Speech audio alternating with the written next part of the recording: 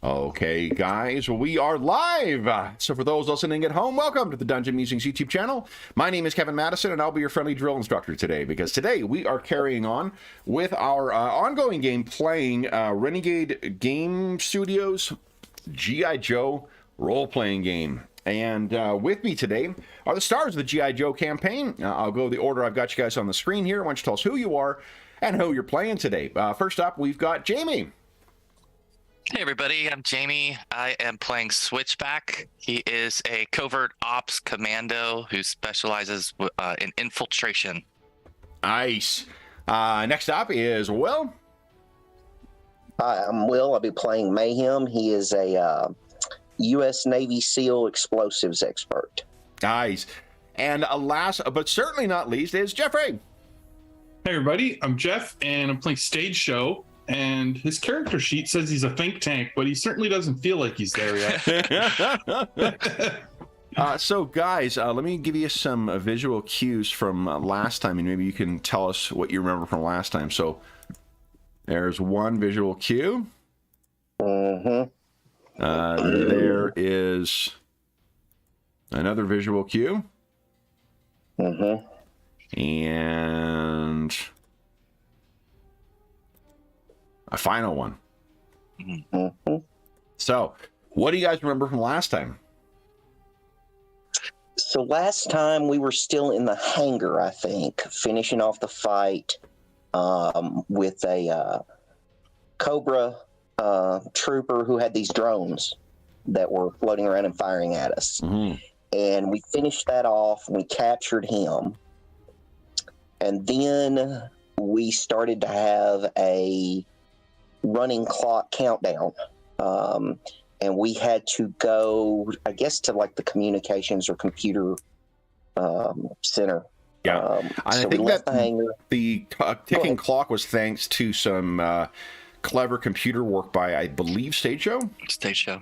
Yeah. Oh, Yeah, right, yeah, with their communicator that we took off that guy. Yeah. So we knew we had to get somewhere quickly.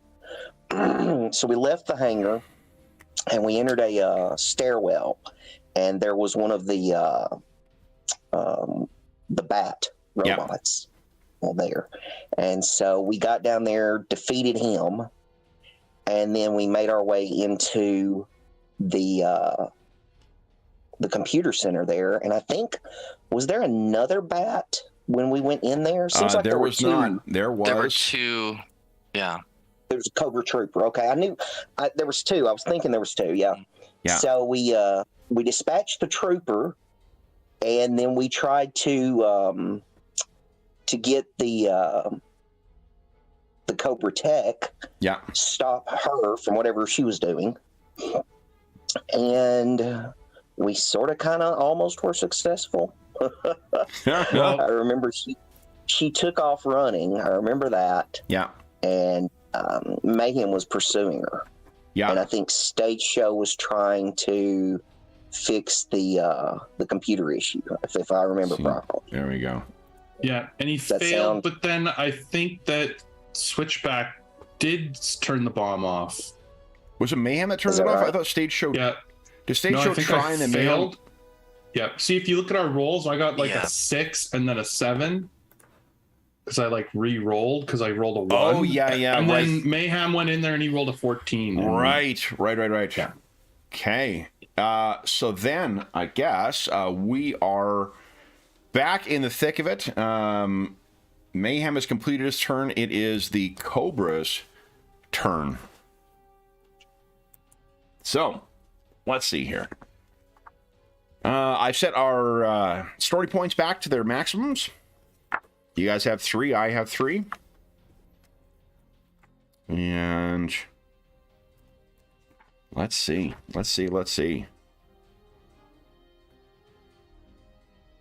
All right, she is going to make a break for it here. So, let me get her stats here. I gotta tell you, the urge is strong to just suddenly throw a bunch of ninjas in.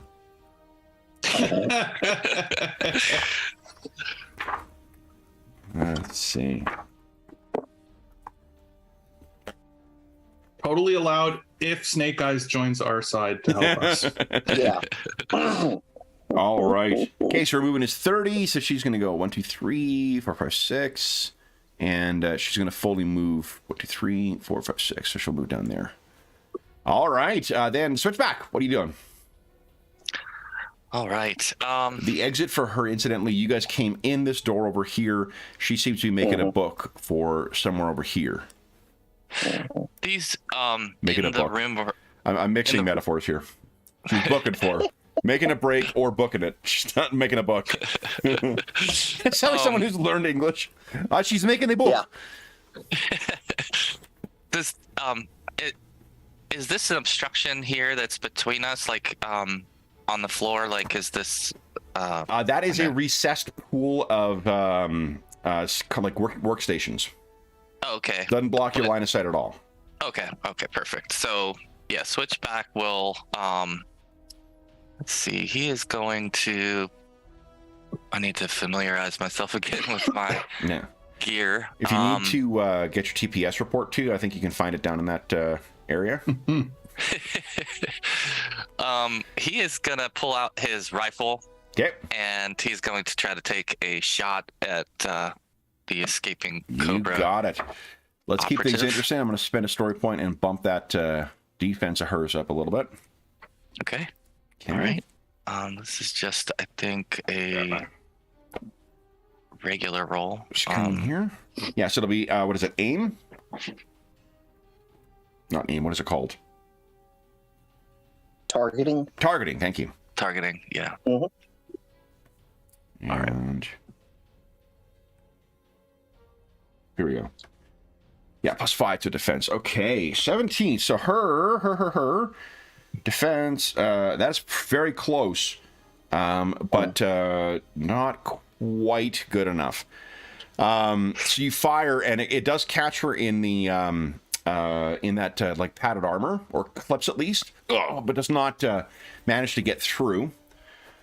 Then it is Stage Joe's turn. What are you in, Stage Joe? Okay, my movement is 30.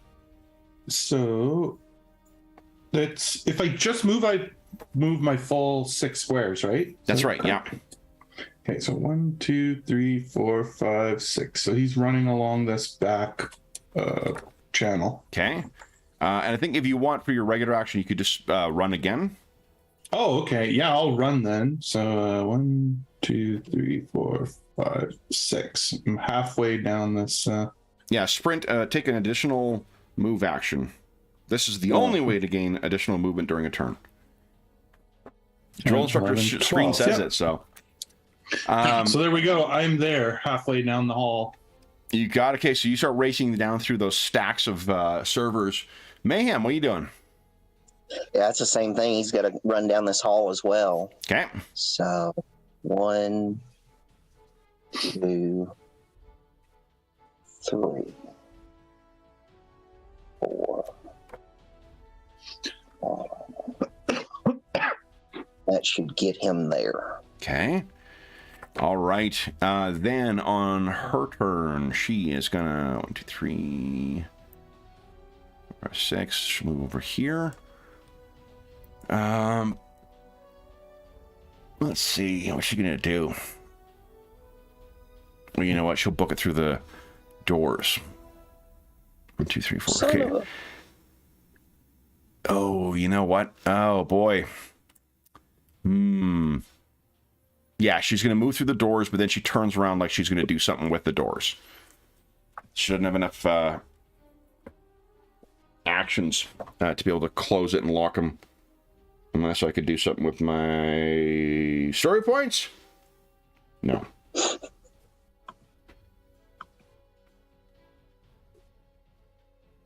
No. Cannot take another action with story points. All right, so that was Cobra Lady's turn, and then it is Switchback's turn. We can Switchback. Switchback's going to move this direction. Oops. I'll just move him. So, why is it not moving? 1, 2, 3, 4, 5, 6, 7, up to here. Okay.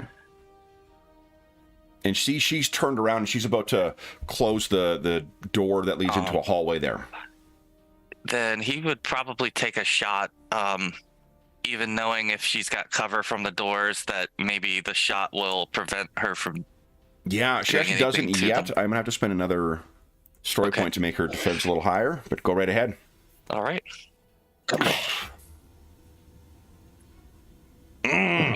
Oh. Neither of those was a 1, were they? No. Oh, whoa. You're 20. Your 20 was a 1. I think you're allowed to spend a story point to re-roll that then. Oh, well, that sounds good. Let's spend one of them points. Yeah, any dice was a result of a 1. Awesome. Okay. Oh. 2, yeah.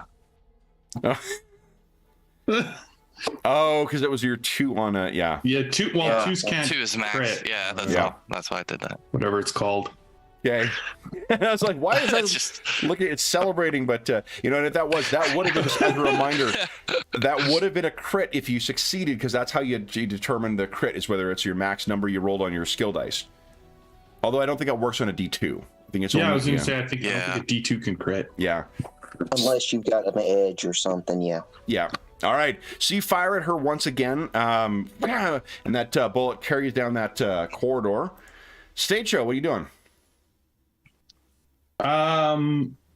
Yeah, continuing to run. This 1, 2, 3, 4, 5, 6, 7, 8, 9, 10, 11, 12. So I can get to right here. Okay. So you're racing along. Then it is Mayhem's turn. Yeah. So 1, 2. So I'm out of there, but I can't see her. You can hear gunshots going off. You know, I'm imagining it's more than just like one. Switchback isn't just taking one shot. It's a couple of things. So you would see he's shooting down in that direction. Okay. Yeah, that's as far as I can move. All right. So in her turn, the doors are shut. She does something to secure it. And you can see, like, you know, she got those great big goggles on her head, but you can see she shoots you guys a smirk from the other side of the closed door. She's not able to leave as of yet. Then, Switchback, what are you doing? He's going to continue moving towards the door. 1, 2, 3, 4, 5, 6, 7. I guess he can use both. He'll just use both of his movement this turn. Okay. Yeah. 4, 5, all 6, right. 7, to there. Yeah. And Stage Show, what are you doing? Sorry, I'm running. So 1, 2, 3, 4, 5, 6, 7, 8, 9, 10, 11, 12. Well, we just passed Mayhem for a second. Okay. And then Mayhem. Only for a second. Yeah, let's see here. 1, 2, 3. So yeah, I can get up to the actual door, I believe. Boom. So you hit the door, and she kind of, she didn't see you coming. I double move. So double move to get there. Okay, so she's going to turn now. She's going to start booking. So here's what we're going to do: is the game. It's not, they don't quite call them skill challenges, but it's a very similar type of thing. It's honestly similar to, if any of you have played chases in Savage Worlds, it's like that. We got a little kind of scale, and then like she's able to tick up some successes to get away from you guys, and you guys can try and catch up to her. It's very similar to how the vehicle combat works in this as well. So she's going to turn, and okay, she's not a combat. So let me first turn off that page. Here we go. Here we go.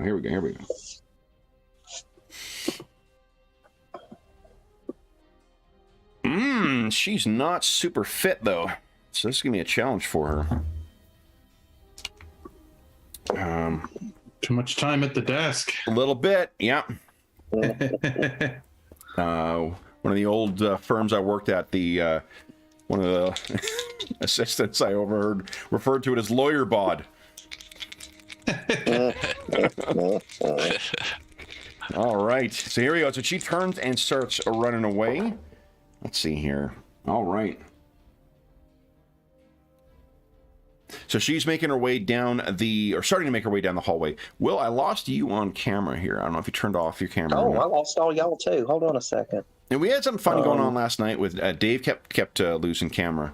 Oh, I had lots of lag issues with Roll20 last night, actually. I wasn't complaining about it, but I couldn't move my token and weird things were happening. Oh, man. I'm going to reconnect. Oh, I got you. See what happens. You're back, Will.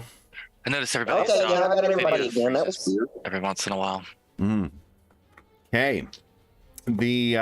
So she turns and she's making her way down the hallway. She is one tick away from you guys right now. Switch back. What are you doing? He is going to try to get to the door where Mayhem is as well, and see if we can get passage. Okay. So you get up at the door. It only takes you a movement to get up to the door. Do you have a standard action as well? Mm-hmm. Yeah. Or not, whatever it's called in this game. Yeah. Get a standard action. Look at that. Should have done myself. I thought that's it. I guess he's gonna attempt to go through. You guys are all suffering from bystander apathy. No, you bunch of college students standing outside an empty classroom. So you, go over. The door is definitely locked. So you have confirmed that now. Okay. Then he will attempt to break through the door using whatever knowledge he might have about this type of door or enclosure. So right now you got a rifle in one hand and you got one hand free. I'm assuming you use to test the door. Yeah. How do you think you should try and force it? I think he's just gonna switch then to his fire axe, knowing that will work. Okay, when he so gets you a chance. swinging over in the fire axe. Yeah. Awesome. All right, Stage Show. So Switchback has made his plan clear. Switchback, what are you doing? Or Stage Show. Can I? So, I'm gonna pull out the comms unit thing that we were using to track it before to see if I can see where she's going. So I'm gonna take a minute while they're working on the door to see if I can gain some information about what their escape plan is. Okay, so you remember that, or your character would remember at least, when you look at the screen, there was that task list that seemed to be counting down. Yeah.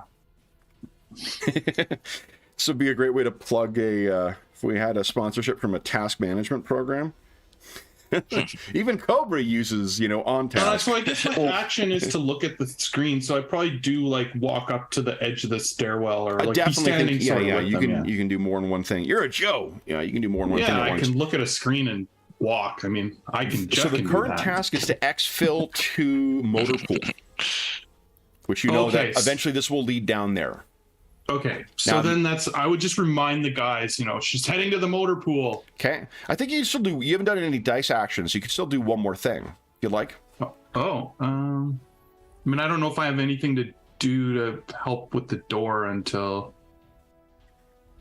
let's see. I don't think I see anything that's useful at this moment. If you guys can, as a reminder, the way that assisting works in this game is that if you can come up with a reason for why you're going to help someone else, they get to they step up their dice.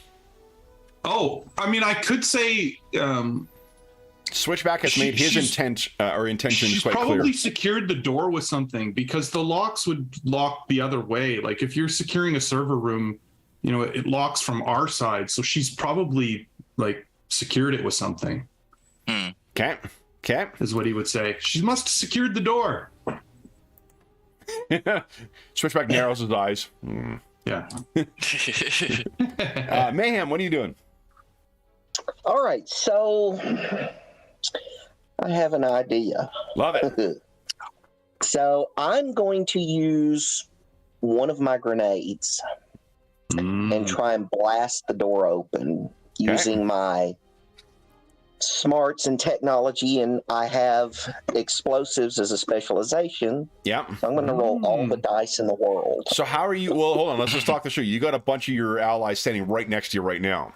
Well, yeah, but I'm an explosives expert. I know I've got, stuff on me like probably, some, maybe some string, and a grenade doesn't instantly go off. No, I don't disagree with that. What I want to hear is what you're planning on telling your allies and yourself. I don't disagree that you can figure a way to jury rig this thing in there, but you're not a magician, so you will not be able to protect them from this grenade going off in their face, nor yourself. Well, that would be their next move. I would say, I'm going to set this so that it would not go off until the next round. Basically. Okay, got it. Yeah, I love it. Does that make sense? That's the concept. Okay. The concept is I'm going to set the grenade, set it up to where it can be, initiated, and we're away from it when it blasts. Okay. Because I think it's only 20 foot or something. Yeah, and I mean, like, I think with a successful roll, you'll be able to.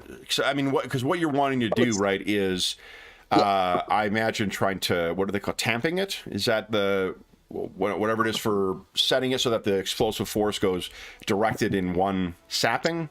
I might have thrown words out now. I don't know. You're going to try and do something like that. Yeah, that's right. So let's. So you, I think, Switchback has his axe out. Stage Show says his bit. Mayhem gets a grenade out. Mayhem, why don't you give us your specialty will apply here. Yep. And knowing what Stage Show told you, you could step up your skill by 1, so you'll have an extra dice size. Oh man. Okay. Okay. And then you're absolutely right, 1 of each kind. And remember, you can't always spend a story point to roll with as if you got specialization. Oh, okay. Yeah, I mean, you don't need to for this, but just as a reminder, that is one of the ways you can use story points. All right. Woo! So that's look at that, 24. Unfortunately, nat 20s don't do squat in this game. Yeah, I know.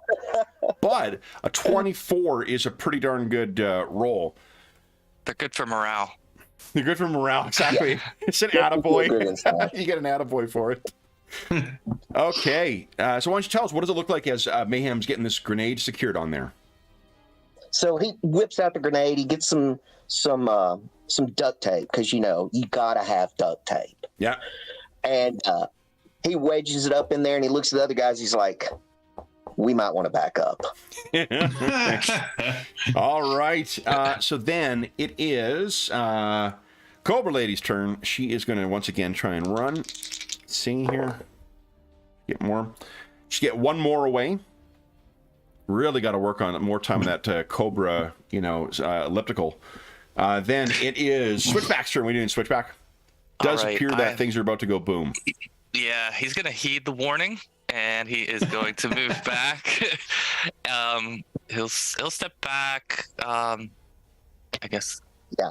In a safe range, and then I think he'll, be a little bit frustrated. He doesn't get to use his axe, and he'll switch back to his rifle. So he will await the blast.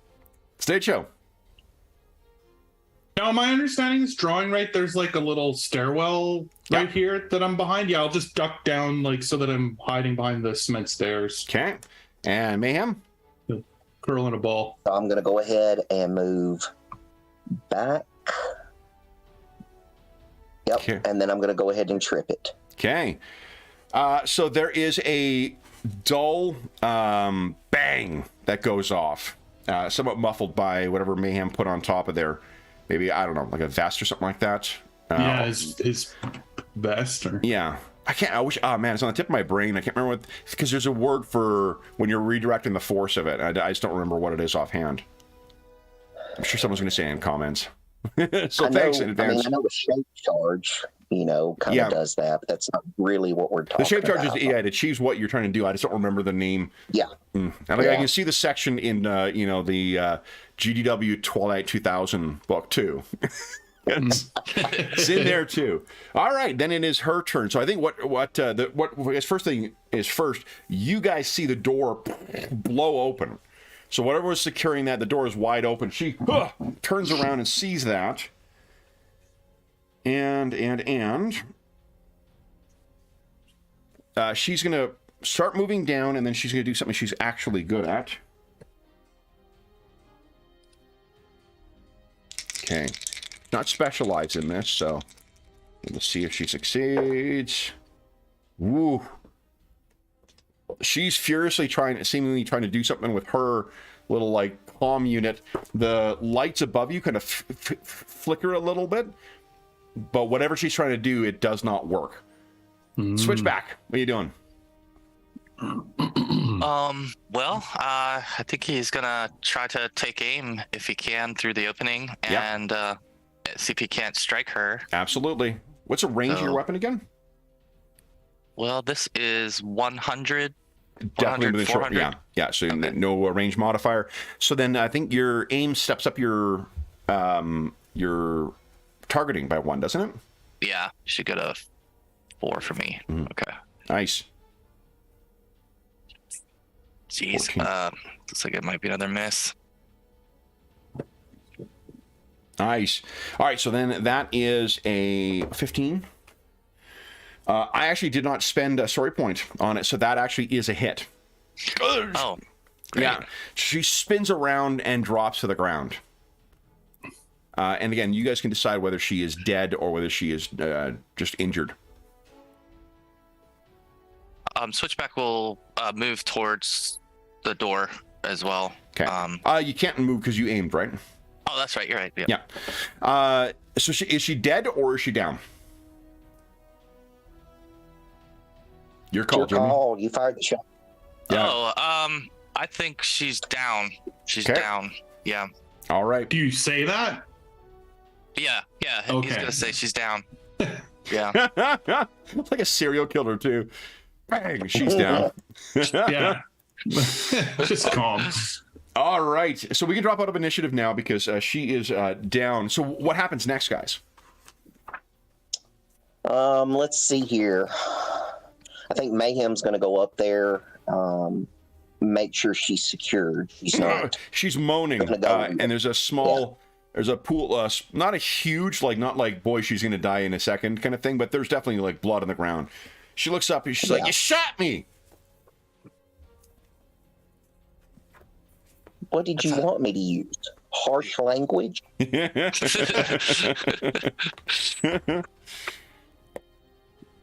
Stage show, switchback. What are you guys doing? Well, I'll secure her device that she, whatever devices she's got on her. Okay. She's moaning and, wait, I need help. I need medical attention. I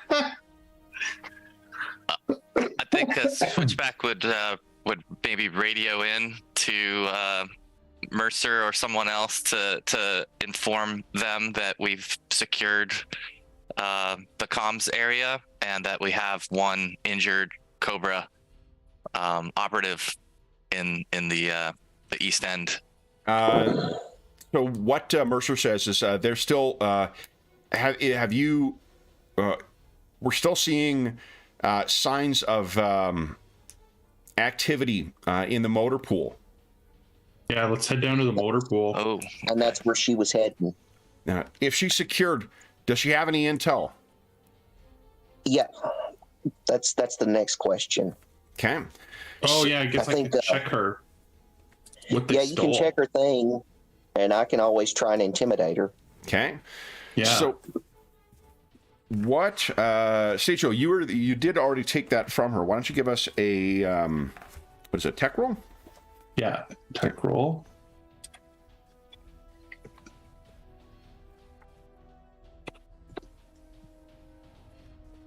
And hold on, does this fit into your specialization? No. No, okay. My specialization is sonic technology. Oh, right. Okay. Oh, come on. 20. Okay. So that not Yes. great, but you're actually not far off. I mean, that doesn't help in this game, I guess, me saying that. Actually can't. Close only Unless you counts want in to introduce horseshoes and hand luck points grenades. to this game, I Yeah. don't think that helps us. Yeah. We're all out of hand grenades. Yeah. So you're hacking it, and she has backed it up with some kind of Cobra security. You could try again, but I think what happens is the difficulty goes up. So your skill dice goes down by 1. I can't remember if that's rules was written, but that's what we're going to do for now. So I do think that's what we did previously when you That retried sounds tasks. about right. Yeah, Then you that lowered the sounds right. dice, and once you had no dice left, you couldn't retry anymore. yeah. Okay. Yeah. So and then that makes sense, and it fits with the dice mechanic. Okay, so you're hacking away in this thing, and you're not able to get in just yet. Mayhem, I heard something about intimidation. Yeah, so he's gonna lean into that injury a little bit, Okay. that bullet, and be like, "What's in the motor pool?" Go right ahead. Oh my Oh my gosh! goodness. So that is a 1, which means you could re-roll that, but with a story point. What do you guys think? Maybe your ears are ringing a little too much. What's in the mother pool? What? I don't know. I mean, we got to go there anyway. I don't know. Yeah, I don't know if it's gonna give us any real edge or anything like that to learn from them now. We still have to get there fast, so. Okay, that's fine. I didn't know if we wanted to know what all we were gonna find, or. Let me make this that's easier for cool. you. I was double checking to see how you guys get points back. One of the things I will say, this is just a non-sequitur, but one of the things I routinely fuck up in a lot of, especially when I'm going into new games, is failing to follow the advice on how soon and how often players should get narrative meta currency back. For years, I was way too stingy with bennies, for instance, in Savage Worlds, and you just need to have that regular flow going in. Pathfinder 2, similarly, having a regular flow of hero points makes the game better. It doesn't make it unbalanced or whatnot, too. I mentioned that only for folks listening at home and maybe trying this for a new time. One of the things they say is it's very loosey-goosey for the players, for the game master to give story points back. It's like, oh, interesting ideas or good gameplay, whereas the game master's pool goes up by 1d2 plus 1 every time we start a new scene. So what I mentioned is that I should have given you, with that using your grenade to blow the doors off things, that's a pretty fucking cool idea. That should have elicited a story point. Cool. So if that changes your mind, you got 3 story points and you can't save them up. Yeah. Yeah, so you might as well re-roll. Go ahead and re-roll. Okay. We'll try this one more time with. Did I feeling. hear you say you need medical attention? He really leans on her wound. So somebody shot you. Tell me how that makes you feel. Okay, It's not so much better. she seems to be, I mean, this is typical Cobra. It's not, you give them a little harsh scowl and they fall over. These folks are full on brainwashed, like this is MLM, but with, civil insurrection. So she looks at you and says, I'm going to keep selling leggings. No. She is not responding to you whatsoever. Yeah. So then, what about Switchback? Well, I think Switchback's gonna keep moving towards the in the direction of the transport area. Okay. So you, Switchback decides this is like nothing's going to be gained from this and starts running off in the direction of the motor pool. Mayhem and Stage Show, what do you guys want to do? Yeah, I think we've done all we can here. We've bound her. She's Yeah, not gonna head bleed off out. for sure. And if she does, who cares? Okay. As you guys are running away, she's yelling back, "You're too late! You're too late, Joes!" Then. Guess I should have shoved something in her. Let's head on to the old motor pool. Cleverly labeled as the motor pool. Now, I think you come out of this. It's like, the government lab in ET, the big circle thing. I think that's what that thing's supposed to be. Do you guys see doors anywhere else? I don't see them. Oh, there is. Hold on, down here. There's little arrows. Oh yeah. Okay. God, yep. Yeah, God bless the military for making things idiot-proof. Put arrows on the ground. Walk here. Walk this direction. Do not cross this line. So it sounds like Switchback, you're the first one through the door, right? Yeah, I think so. Okay. I think you're faster than the other two, aren't you? 35? Yeah, 35. it is. Okay. Yeah. So then, hold on. Okay, I need to make a... Gotta do something. There we go.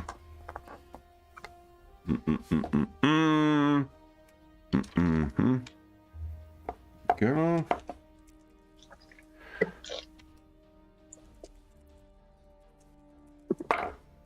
Oh, mama. Does a 24 hit your best, either your toughness or your evasion? You're better of the two. Goodness. Double checking. Yes, absolutely. Yep. So you come through the door, and then there is a shot that rings out, and you, wow, jeez, so you take 1 point of damage, but someone has been shooting at you from further in the hangar. Let's see here. What is it there? Oh, yeah, they're over there. Here's if someone's been waiting for you. Let me go through here. It's a Barbary pirate. No.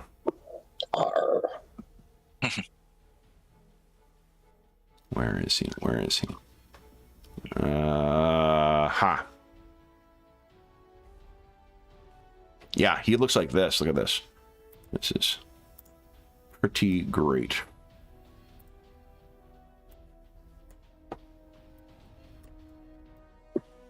Come on, you.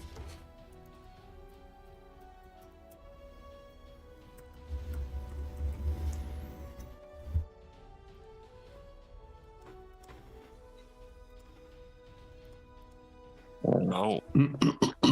Cobra officer. He is right over here, and he's giant. He's huge. Yep, he shrank. Hiding at the front of this thing, and then you hear, as well, a low kind of explosion. Something's bursting up, and you can hear amber lights are going off in here as the doors, whatever the hydraulic mechanism was that was holding them closed, is spraying liquid, and the doors are beginning to rumble open out of control. And you can see just beyond, boom, there's another Cobra who has just done that and blown those things. Where is he here? Looks like this.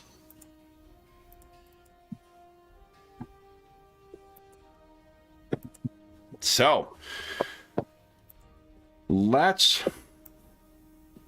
everyone click on your token. Oh, hold on. Let me just add. Let's do this. It's probably easier. There's no initiative. We are rolling initiative. So everyone roll your... Remember, it's a skill in this. Go ahead and roll your initiative. Enter your score in the initiative tracker there. And I'll give our Cobra fellers. It's still 1d20 plus your number, right? Correct. Yeah. Yeah.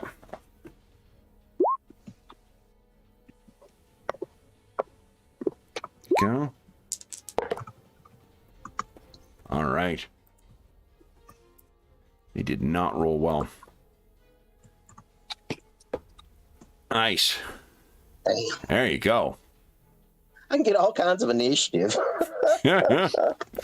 All right. So top of the round is Mayhem. What are you doing, Mayhem? So yeah, Mayhem definitely needs to move in so he can see everything. Let's see here. Let me zoom in a little bit so I can see better. See if I can. Each square is what? Oh, it's 5 feet in this, right? Yeah, each square is 5, right? So 2 squares is 10. I can actually do this here. I think this should fix the scaling in it. Let's see. Yeah, there you go. Look at that. So you can use your measuring tool. It'll measure properly now. Okay, cool. So yeah, I can move to, wait, I selected there. Right? There it goes. Let's see. Whoop. So yeah, right there would be the max move, I think. Come on now. Okay. That should be. So you're racing into there. All right, then it is Stage Show's turn. Are you in Stage Show? I'm gonna move to, let's see, 1, 2, 3, 4, 5, 6. Yeah, I can move just here. Okay. And so I can see them from there or not? You can see them. They have cover, which means you're taking a 2-step penalty to Okay, your attacks. I'll still fire. Okay. Anyway. Yeah. So Just what's your targeting? Fire on them. What's your targeting normally? It's a D8 because I can use my technology, Oh, so right, that would yeah. make it a D4. Yeah. So go ahead and give us an attack. Oh, hold on. What's your range of your weapon, though? Oh, shit. Did I write it down this time? I'm looking it up anyway. So yeah. If elemental jet, no, it was directed. 75 feet is how far for directed element. But I think that's just the range element. That's not like the maximum range. That's just the range increment. Well, I mean, okay. It doesn't matter. Like, I mean, whatever you want to rule as far as hitting them. The main point of the shot is like suppression fire, like is to like give my allies a chance to move without getting shot, essentially. Okay. So, like, I mean, if you want to, I can measure how far it is. Yeah, find out. Take a quick measure. I'm just double checking the. If I can even, hold on. Let me zoom out the map so I can do that.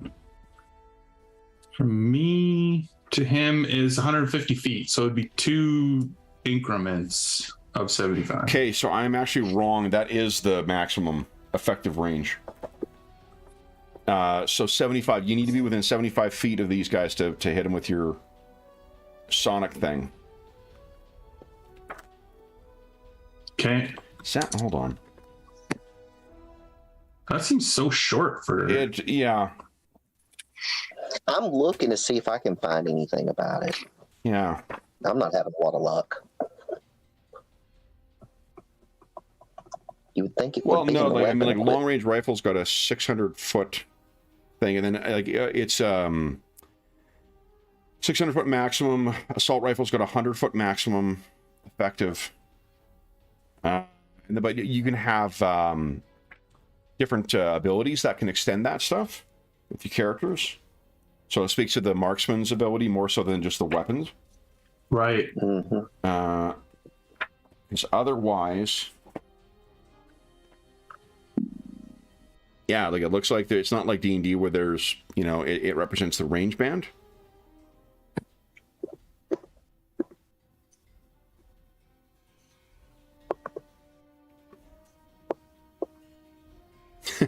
Some range weapons have a minimum range, such as a rocket launcher. Yeah. You must be this tall.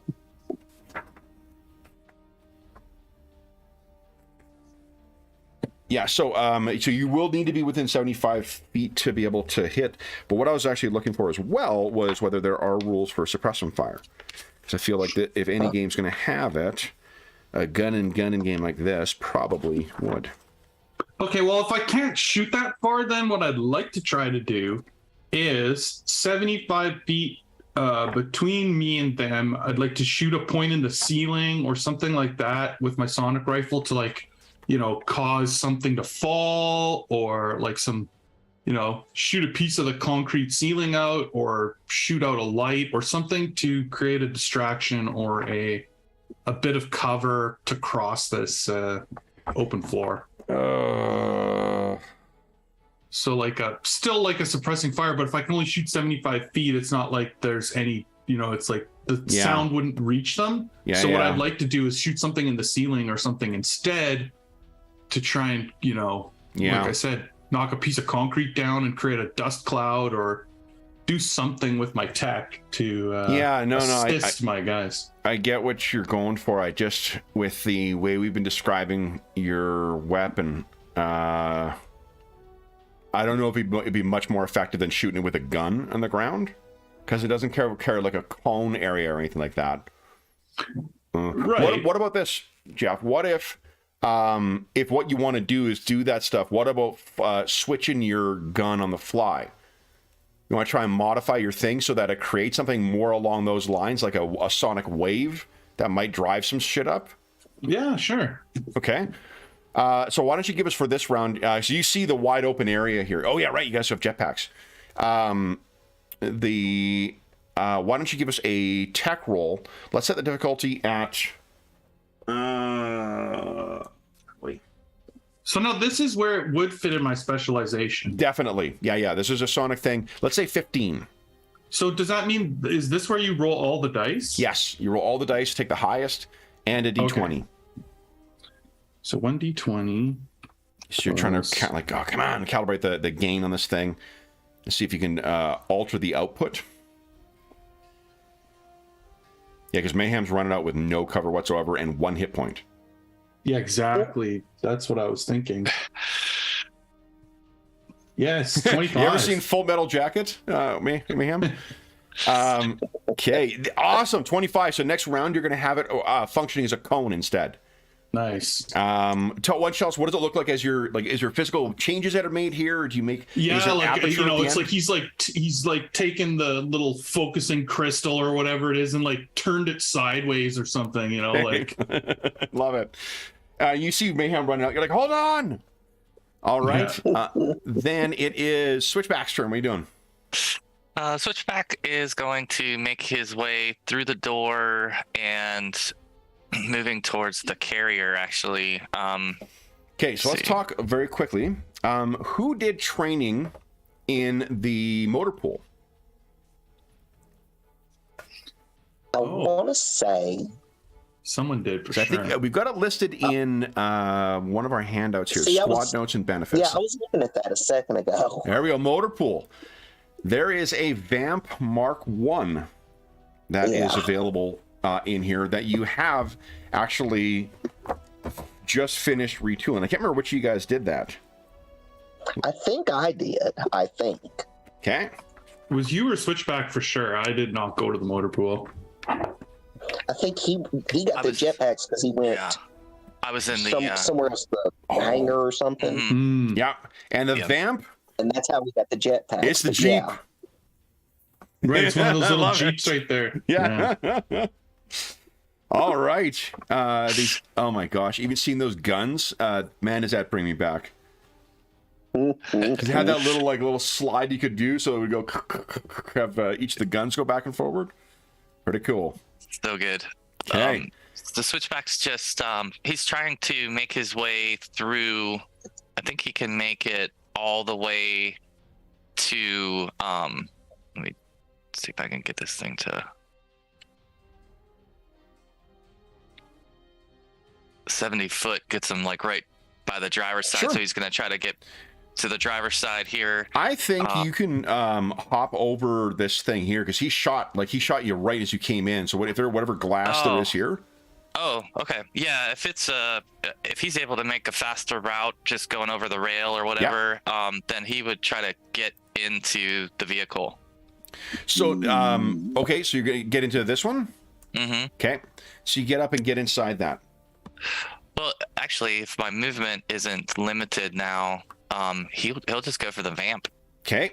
So you go racing over towards the vehicle that you had started. Yeah, because you would know that like some of these other ones are they're in the motor pool, not for storage. They're in there for servicing. But you know for sure that the Vamp is there. So, and then getting in and out of a vehicle, I think, is an action. Can you get there in 35?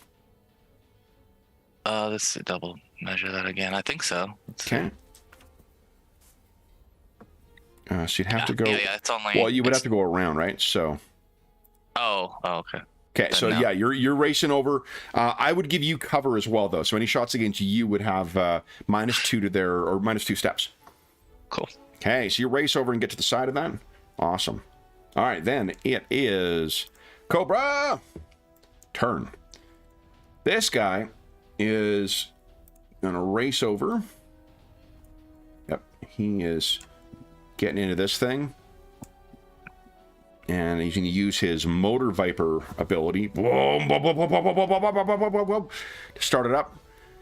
The other guy is going to not aim because he wants to run in this thing, but he is going to try and shoot Mayhem. Mayhem, what's your toughness? I'm assuming that's the defense you want to use. I think. Hold on. Toughness is 18. 18, okay. So he is making... Oh, he's specialized too. Shoot. Okay. Gonna take a shot at you. We go 18. Now, before I roll, a reminder, you can spend a story point to add 5 to your defense for the round. That's probably a good idea. Let's go ahead and do that. Okay, here we go. I'm just bringing... I think I forgot to bring over your... There we go, trackers. All right, so you got one left. Oh, you know what? And we went into a new scene. Yay! Cobra got 3 more story points. Aren't you guys excited? That's great. So excited. All right, so here we go. So he's going to shoot at you. You have a 23 toughness right now. It'll be tough for him. Let's see. Let's see. That is... Oh, and that would have been a crit if it hit. But I didn't. So he fires at you. Bang! You can hear it ricochet off the concrete near your feet. And then he... Wow. He's going to spend his move action getting up and inside. The doors... definitely wide enough for this thing to move through now. Mayhem, what are you doing? So yeah, I think if Switchback's heading for the vehicle, I think that's probably not a bad idea. So let's see how far. I can speak from years of experience that you can definitely fit someone on the back of that thing to hold on to the gun. Machine guns, baby. Yeah, I gotta have it done. I can get almost right there, so I can get basically kind of right beside where he is. Okay, so you turn and race over towards the vamp. Stage Show, what are you doing? You got this thing open now. Well, I see they've gotten their vehicle, so it's kind of more, if I want to go with them, I got to get in this vehicle too. So I think I can make it to the vehicle. Yeah. Yeah. Okay, so you race over and hop into the passenger seat? Yeah. I ain't driving, that's for sure. I think Switchback is the designated driver. But you are going to bogart the radio, though, I imagine. So yeah, totally. First thing he goes for. Yeah, he's turning the radio on before we're even driving away. Nice. All right, then it is Switchback's turn. Switchback. All right, he is gonna enter the vehicle and attempt to get this thing started. Okay. You need not make any rolls. It after the work that Mayhem has done on it, it just turns over like a dream, and the engine growls to life like a pissed off animal. All right, then I think he will. He's gonna wait for Mayhem to join us before he gets going. Maybe he'll just pull forward a few feet to shorten his steps, but that's it for now. Well, I had to add a little pep to his. Come on, this train is leaving. Maybe he has more actions he could take because we shortened the distance a couple steps, but that's it. So then this is weird. Yeah, I've got a little artifact here. Hold up.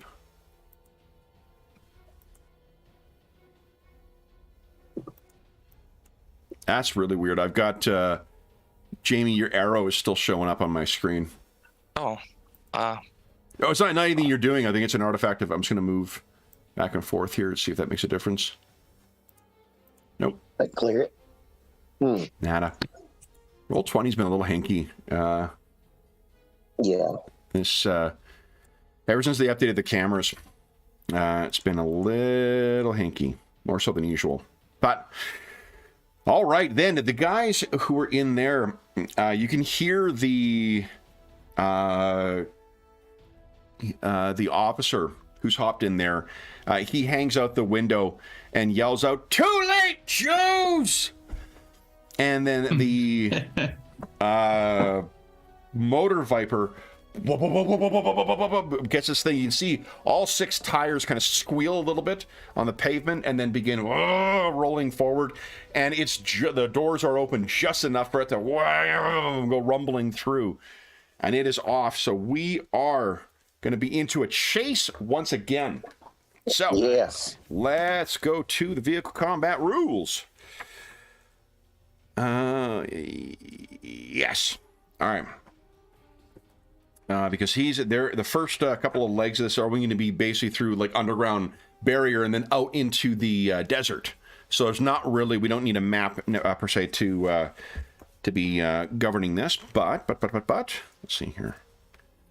Did I mention the ninjas? There's ninjas in here too. All right.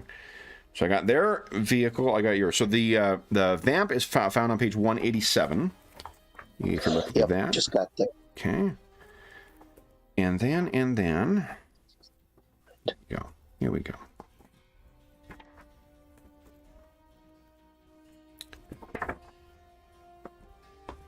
Where? Here we go. All right. So vehicle combat is.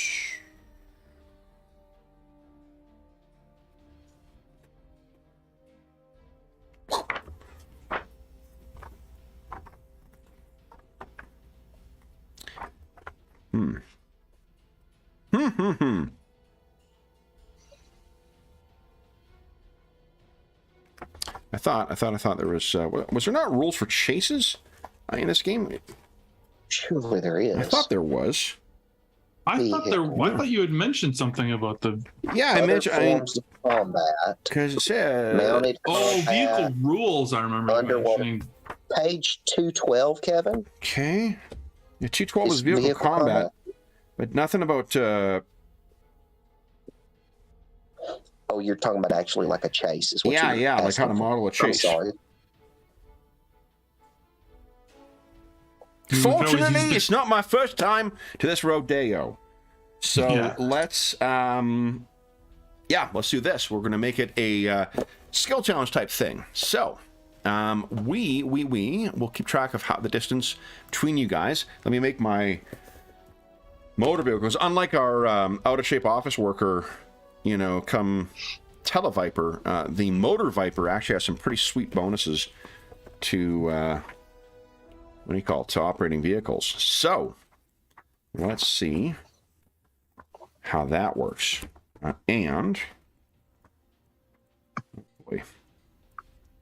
Slowly, speaking of making progress, I'm slowly inching my way towards justifying a second copy of the core rulebook just to have things open to more than one thing at once. Or more than multiple things, I should say. I got a lot of different areas.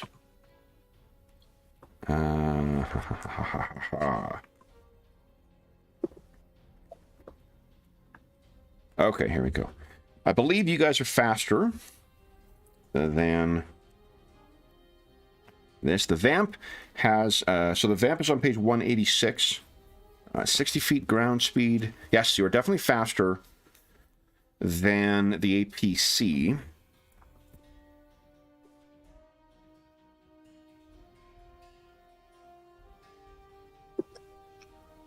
Oh, ho, ho, ho, ho. That is pretty awesome. All right, so we are going to motor Viper the heck out of this thing. Let's see how far ahead they can get. You need to specialize in this too. Boy, oh boy. Okay, so he starts rumbling forward, and he's out into there. He has a one leg head start on you guys. Here's what I'm going to do, is because you're in a faster vehicle, in the chase, I'm going to step up your dice, your vehicle dice by 1. To model that you got that a bit of an advantage on them. You do, however, see that it does appear that the recoilless rifle, or recoilless cannon on the top, that thing turns around and is aiming at you. I have a ready to action as soon as you move into that corridor.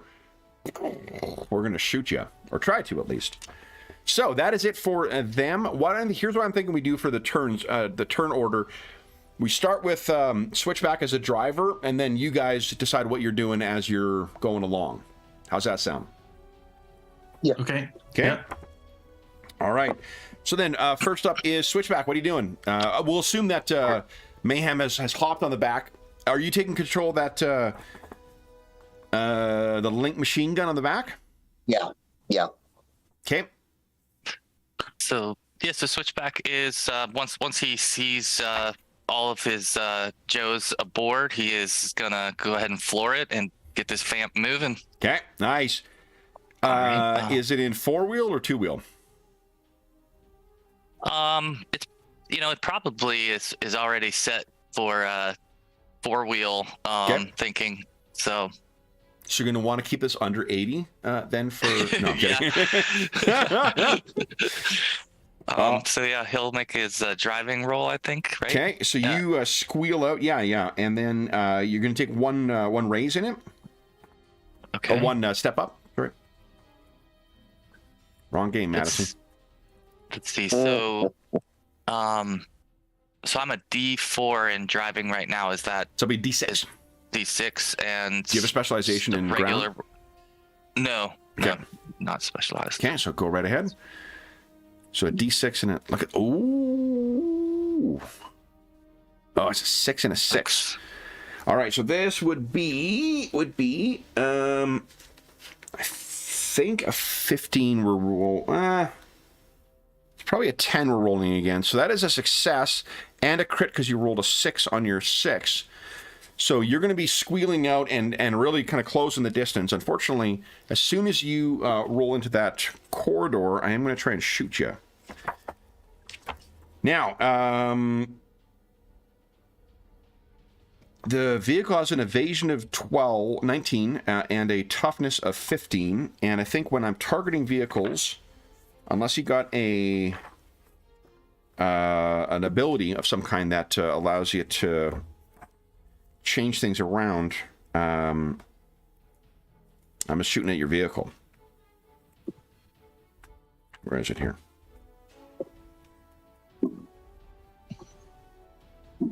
Yeah, we use the hard-pointed vehicles. They can only make one attack per turn. And drivers with at least D4 in the driving skill can use their own initiative modifiers to determine the vehicle's initiative. And hardpoint vehicles, so this is more important for Mayhem, hardpoint weapons are used using your own targeting vehicle modified by the vehicle size class. All right. And let's remind ourselves how size class works. Not all at once. Oh, here we go. It's on page 203. The size differential between the two vehicles is size extended, size is large. It's actually, you get one, you get a benefit to hit the APC. It's bigger than you. Does that move up a die? Is that what that is? Yeah, it's a step. Okay.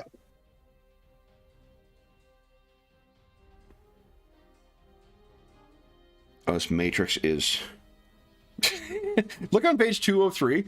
They got a matrix and they got two different axes on it, and they put the descriptor of attacker right in the middle. I have no idea what the fuck what axes it's supposed to refer to. That's funny. I think it's supposed to be the attacker is on the top and the defender is on the side, but boy, oh boy, that's funny. All right, which means that they're going to take a 1 step down to hit you. Okay, so here we go. I am firing my recoilless cannon at you, and I need to hit a 19. Let's try here.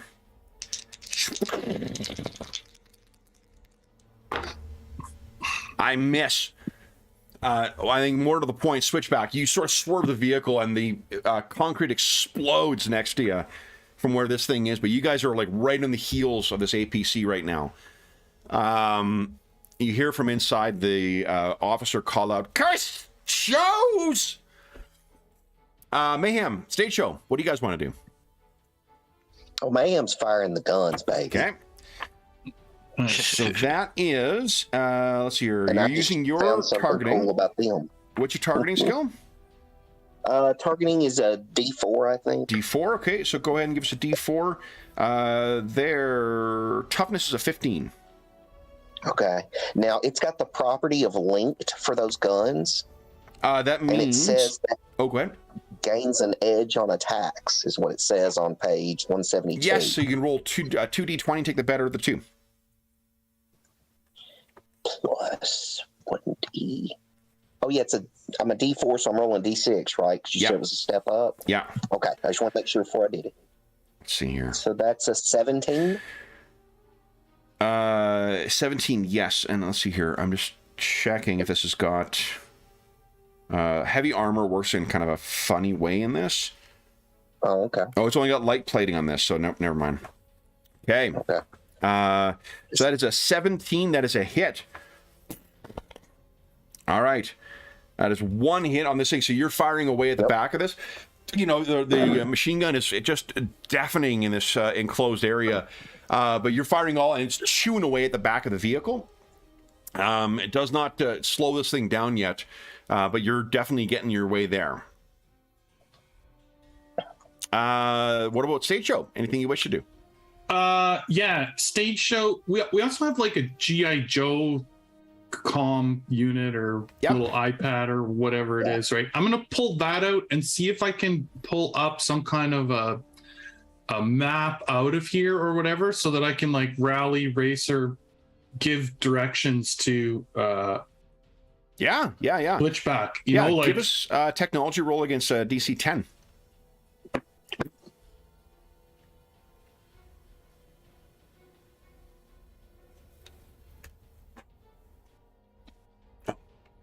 Nice. Hey, that's awesome, man. That's because that's a D8 that's you critted on, right? Yeah. Awesome. So you're going to give two. Let's grant Switchback on his next roll raise 2 steps up. Okay. Wow. Then it is these guys' turn. So they're going to, because you can picture there's probably like branching, tunnels and stuff that you guys are driving through as this thing is racing along. So this motor viper is going to try and lose you again. So let's see here. Woo, step on it. And oh, that's not great. Did I even get one success on that? So I can spend a story point to reroll this. Okay, so at least I got a success. So this thing is rolling a little bit further forward, which gives that officer a chance to try and fire at you once again. Jack dice. No. Misses you once again, right over your head. Then, Switchback, what are you doing? So there's one ahead of you right now. Okay. Are we still underground? Yeah. Kind of coming through corridors. Yeah. And do we have any sense of how long we'll be underground? I mean, is this route? Yeah, I sort of arbitrarily set that at when he hits 5, you guys will be on the surface. Okay. All right. So, he's continuing to follow as closely as he can. And I think I'm going to try to use this origin benefit. Okay. And spend a story point to bring in an ally. Okay. And in what my thinking is that we want some air support to track him if he escapes the facility. Okay. So that we would have somebody ready, some other Joe unit ready to monitor from the air I think if they escape the underground layer. uh, Maybe Wild Bill is looking for some action. Or somebody who is in the rotary hangar with your training benefit, there are 2 Skyhawks available. Perfect. So whoever it was who was training there, yeah, you make a mention, or you get on the comms, and there are 2 Joes who are going to be hopping into Skyhawks and getting ready for this thing when it exits the tunnel. Then, you're going to need to give us a roll Driving. here too. So that'll be with 3 steps up. Because you've got 1 from this, you're in a faster vehicle, and 2 from stage shows navigating. Wow. Okay, so that becomes a D10 roll. Yikes. Wow. You're out of story points. I'll say you could spend a story point and roll with specialization, but... Ooh. Jeez, that's a 1. But Okay. can you spend a story point there? But you have no story points left. Oh, okay. Yeah, you guys have gone through them. All right. Then it is Mayhem. You want to try and shoot this thing? Yeah. Got it. So we're going to try and shoot this. Did not enjoy getting shot before. I'm going to spend a story point to bump my defenses up. The officer turns to the motor pool. Get out of the way! All right. That's a 21.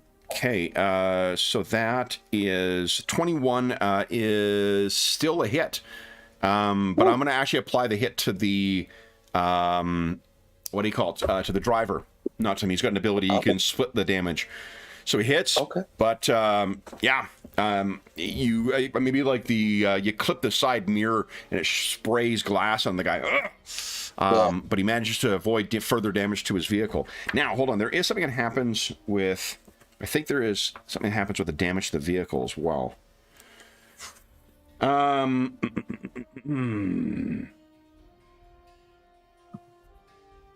So, if a vehicle in combat is somehow made prone or a vehicle moves into an impassable area, it crashes. And then there's a bunch of... No, okay, then there's effects if you reduce it to 0. Okay, there's nothing else otherwise interesting that happens. Stage show, what would you like to do? Well, yeah. I'm only allowing that bonus to the end of round. So if you want to try and do the same thing. Yeah, sure. I might as well, because I mean, like, that's how, rally racing works, right? You're constantly telling them, like, 20 meters ahead, turn right, that kind of thing. So. Okay. So once again, it gives a technology roll. DC 10. There we go. Success. Nice. So 1 step up for you, Switchback. All right. Then. Oh, and you know what? Hold on. Once again, I think I'm going to give you... That's a really good suggestion. I'll give you guys a story point for that rally point. The rally car thing. That's cool. Okay. Then it is Cobra time. Let's see. He's going to... let's live... Oh, he's already specialized in this. The officer says, "Get us out of here!" And the guy, Fast and Furious style, somehow finds another gear to go up in this and speeds things up. And that's a little better. All right. So I am now through...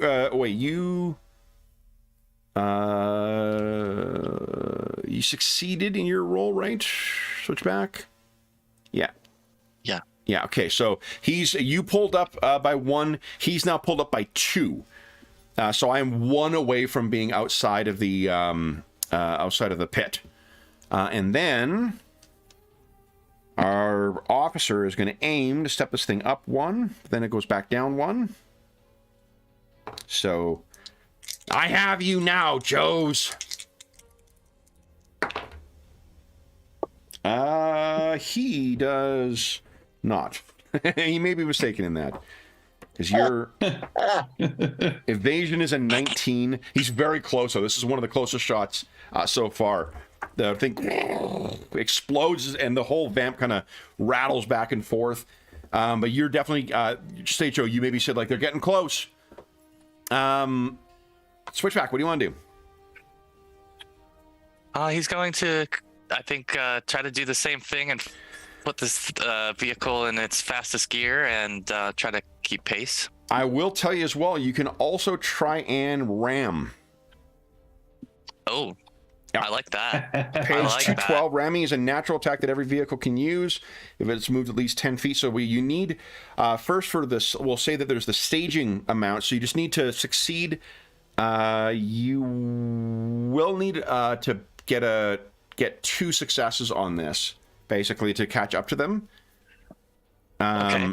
So, which basically, if you beat it by 5, like just beat the, if a DC 15, I'm staging it up like every 5 points to determine how far you're going to go. So you just need a 15 to catch up to them, and you've got 2 steps up right now on your driving. 2 up. Okay. All right. There is a story point available if you want to try and roll with specialization too.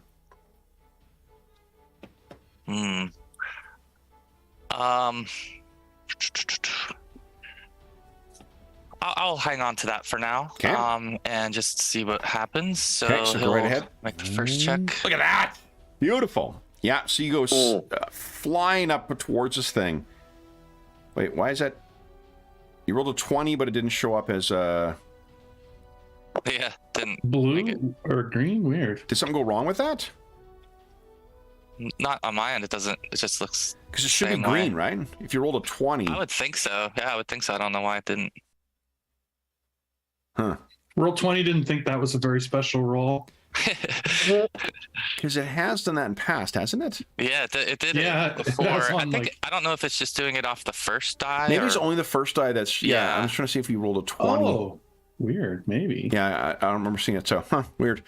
Well, in any event, so yeah, so you gear in, you are rolling up behind this thing.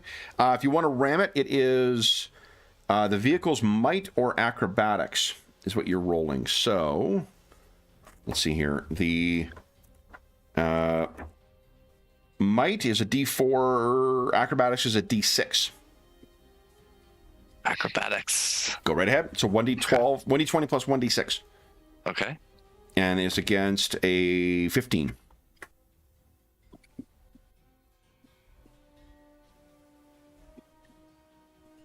There's the 20. So it's not a fumble. So yeah, you well, actually it's only the D20 that is where the fumble comes in. So yeah, you go roaring up behind this thing and whang! It now takes another hit. And a bit of the bumper kind of falls up. You swerve to the side to get away from it. It is further damaged. Yeah, the officer in the front. What was that? Then it is Mayhem and Stage Show. What do you guys want to do? So yeah, let's definitely shoot at this thing again. Okay. I'm going to spend another story point to make it harder again. Well, at least until we're out of the Joe facility, which we're still in, right? Yep. I'll still do my assistance. Okay. Ooh. So your assistance is a success, and the force 15. 15 is not good enough, actually. Yeah, So you're firing away. I think after the maybe you weren't expecting the ram, so just threw off your aim a little bit. But Stage Show, you're going to grant +1 to Switchback's next roll. +1 step. Okay, so then I think it is Cobra turn again. They just need 1 success to get themselves out. And let's see. Yes, so we'll make the roll for the driver. And that is 17. So I am 2. Vroom, this thing is out. I think you see this heavy APC, get a little bit of air and land down as it's rolling off into the bright open skies of the desert. And then there's those Skyhawks above too. So let's shoot one of them. Let's see what Skyhawk has for defense. 18 for evasion. It's actually easier to hit than you guys. So let's see. He looks up and shoots. It's a miss. Ooh. You hear over the comm switchback. I don't think they like us. And then switchback, your turn.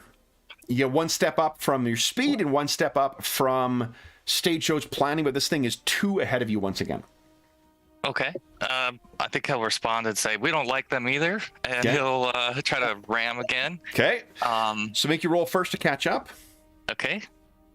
And that's bumped by 1. That's bumped by 2. 1 for the speed, 1 from Stage Show's rally planning. And I think if you're out in the desert, you could rally plan. You know, you're using just a different way of kind of planning the attack. No. Oh. Okay. It's not a 1 on the D20, is it? It is. So that would be. Okay. You want to use that 1 story point? I think I should. I don't want to lose them. Okay. So I think I will spend that last point and try All right. again. So go ahead and also, I mean, a 1 on a D20. That's where the fumble comes in. Okay. Okay. So go ahead and give us a reroll. Oh. Jeez. Okay. So unfortunately, you make no headway on this. He's got 2 ahead of you. So I think. What's the range? Machine guns are a huge range, but you are taking a step down on your next attack, Mayhem. Yeah, so definitely gotta. So you got about a D2 then, right? Say that again, please. It's a D2. I think you're rolling because you had a D4, right? Well, D4 when it stepped up to D6 because of the size difference, back down to D2 or D4. So okay, 2 down. Okay, yeah, then it'd be a D2. Yeah. Okay, so go right ahead. Oh, yeah, I'll spend a point. I leave. I don't get to take him with me when I go. So spend another story point to get it up there. Oh, that's a nice shot, though. 14. It's not going to hit. Dang. So that one, you're firing away. The what do you call it? Desert's getting chewed up by those shots, but it's just not good enough to connect with them. Stage Show. What do you got in mind? I think this round I am going to continue with my help here. Okay. He has another plan, but we're too far away for it right now. All right. Nice. So that'll be 2 steps up. Nice. Okay. Hold on. No. You need a crit for that. Sorry. I'm thinking of the chase thing. All right. So then the Motor Viper. Let's see if he can get some more distance. Here we go. That's a potential crit. So I'm 4 away from you now. Uh-oh. Damn. Very close to be able to make a proper exfil here. And then I'm going to shoot at you, but I am having to take a step down. So there's a chance of... Oh, no, I'm going to shoot at the Sky Sharks. Fuck those things. Let's see here. And that is a hit. But I think these things are pretty tough.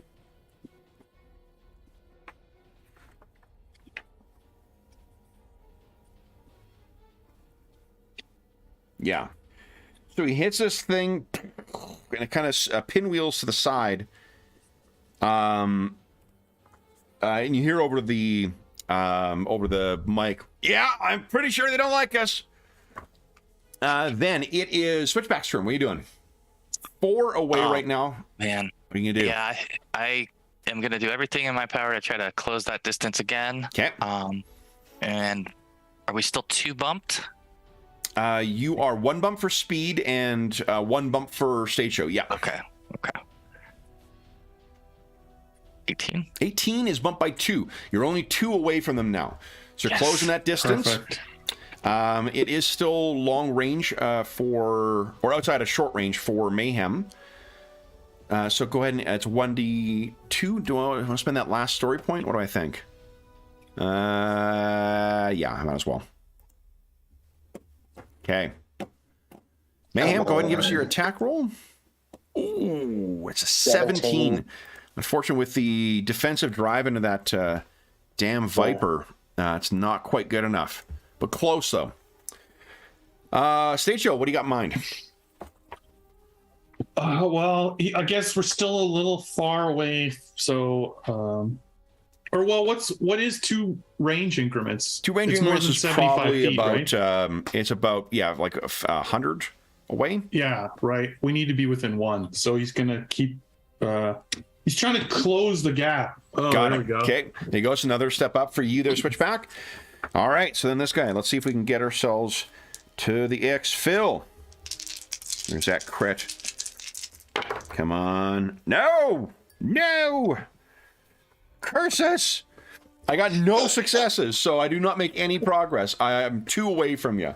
Oh, Switchback, what are you nice. doing? All right. They That's, took a wrong turn, and they're now kind of caught on a road that you see that you can cut up alongside in this like desert and kind of jump over a little dune and get right behind them. Yeah, I imagine the vamp's, a lot more nimble. Yep. And maybe he could take a different path and try to, again, shorten the distance to get my comrades in range here. You got it. So you've got 2 steps up right now. Okay. All right. Come on. Are you goodness. kidding? Unreal. It's not a 1, is it? No. Okay. So that is... Oh, you did roll a 1 on... You got no story points. All right. So, yeah, you're trying to take advantage of this, and you're trying to find that place to, jump over to be able to get back in. And there keeps being these, like cactuses or some things that are just like, come on. Just fence not end. Mayhem, what are you doing? So he's going to fire again. So it's going to be 2 steps down because of the cover, I think, because of sort of the way we've been describing the thing. So it'll be 1d20 flat. Okay. So here we go. I'm out of story points. Oh, that's so close. Oh, jeez. Oh, yeah, we're out of story points, aren't we? Right for now, yeah. Until you guys, Okay. if you say something amusing or you do something clever or whatnot, that'll give you the excuse to get it back Burning in. them up. That's All all right. It's all right. It's no big deal. And so the guys above, let's do this. Why don't you each give us a see how the Sky Sharks are doing. So the Sky Hawk, I keep calling them Sky Sharks. Apparently you don't want to think of a different 80s cartoon. Why don't Jeff and Will, would you each give us a 1d20 plus 1d6?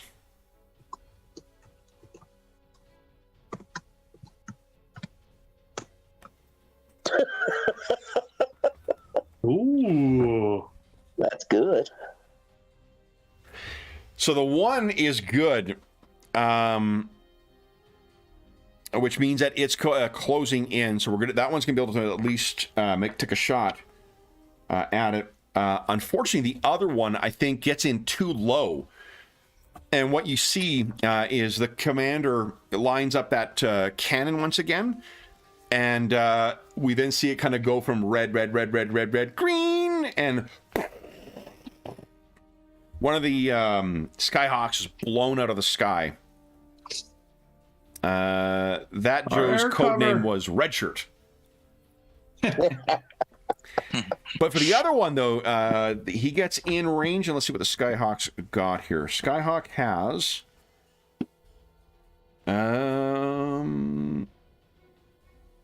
twin thunderclap heavy machine guns or an air-to-surface missile.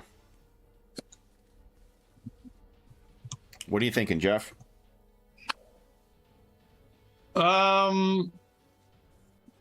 Just the machine guns, probably. Okay, so here's your options. Right now, you're firing at 1d20 plus plus 1d4. Or that does 1 damage. Or you can roll 1d20 plus 1d2 and do 2 damage. Yeah, let's do that. Okay. So 1d20 plus 1d2. Plus 1d2. Sadly, I'm out of story points because this game is bullshit. Ooh. All right. So that thing is, I think, through the wreckage of the one, the other one zooms down, it opens fire and begins chewing into the side of this APC. Takes 2 points of damage, which is a total of 4 out of the maximum 5 so far. So Very nice. Then it is, that is the end of your turn. It is to Cobra again. Oh, wait, we skipped Stage Show's turn, right? Oh, yeah, I haven't done it because we're within one increment now or not? You were within 2 and they have cover. Oh, okay. Yeah. So then I'll try to assist in finding a path still. Okay. Need to be within 1. 1d8. Come on. Nice. Good roll, Okay, but- so one step up. Then Cobra turn. Let's see here. Let's try and increase this distance. Stay away from me, Joes. Oh my god. I didn't even get a success. It's a 2.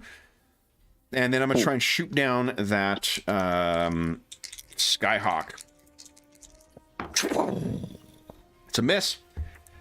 So your colleague, gets out of the way. His code name is Guest Star because he has a speaking role. Then it is Switchback's turn. Are you gonna switchback? All right, let's see if we can get this distance down. I'm gonna hit reconnect quickly because I think I got you frozen in place here. Oh, you want me to reconnect on my end? No, I think I can do it on mine. Oh, You actually, good? I do need you to reconnect on your end. You're still frozen. I traded off a frozen will for a frozen will. How's that? Gotcha. Yeah, I got you moving. Right. Okay. Then, all right, Switchback, what are you doing? You got 2 steps up here. Come on. Yeah, he's gonna try to get this distance closed right now. So he is doing everything he can with the information he has and the power of the vamp to close the distance. Come on. Ooh, that's 1. You're 1 closer. Okay. Okay. All right. And then, so Stage Show, you've been waiting for it. You've been waiting for whatever you got planned. You are now within 1. Perfect. Mayhem, you want to shoot first? You want to let Stage Show do his thing? No, go ahead and let Stage Show do his thing real quick. Okay. Okay, so what he's planned is he modified his sonic rifle to do, building damage or whatever. So he's going to try and shoot out the rear tire with his sonic rifle. Yeah. Okay. So go right ahead and give us an attack. So you're going to be rolling against its toughness then, and you're going to get 1 step up because of the size difference. 1d20 plus 1d10. Come on, roll 20. There you go. Swamp. There's this shot that goes in. The back 2 sets of tires are both blown out on this. Nice. So it's 1 more point of damage now because I think I need to make a check against crashing. Here, let's see. It is... Let's see here. It's object toughness. Here we go.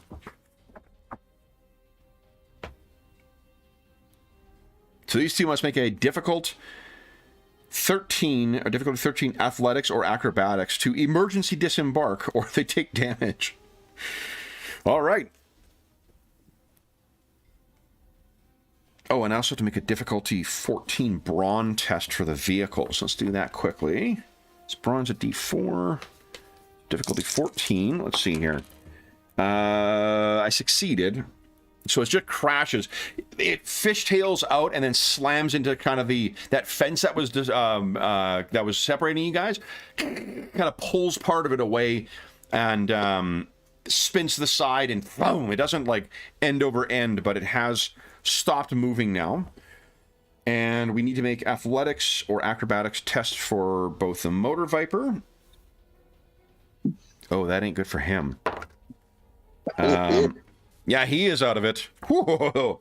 And then for the officer, let's see here. Yeah, it sucks when you have no training in a skill in this game. Yeah. That's a fail as well too. We've noticed. So we've learned. From what you can tell, guys, this thing slams to the side. The Skyhawk goes flying overhead and has to kind of zip around. But you guys come to a skidding halt on this dirt road. Dirt covers the exterior of the APC, so you can't see if anyone is in there. Why don't we take our mid-session break right now, and then we'll see what you guys do with those Cobra infiltrators when we get back. So we'll be back in 5 minutes, folks. Back after these commercial breaks, by which I mean there's no commercials.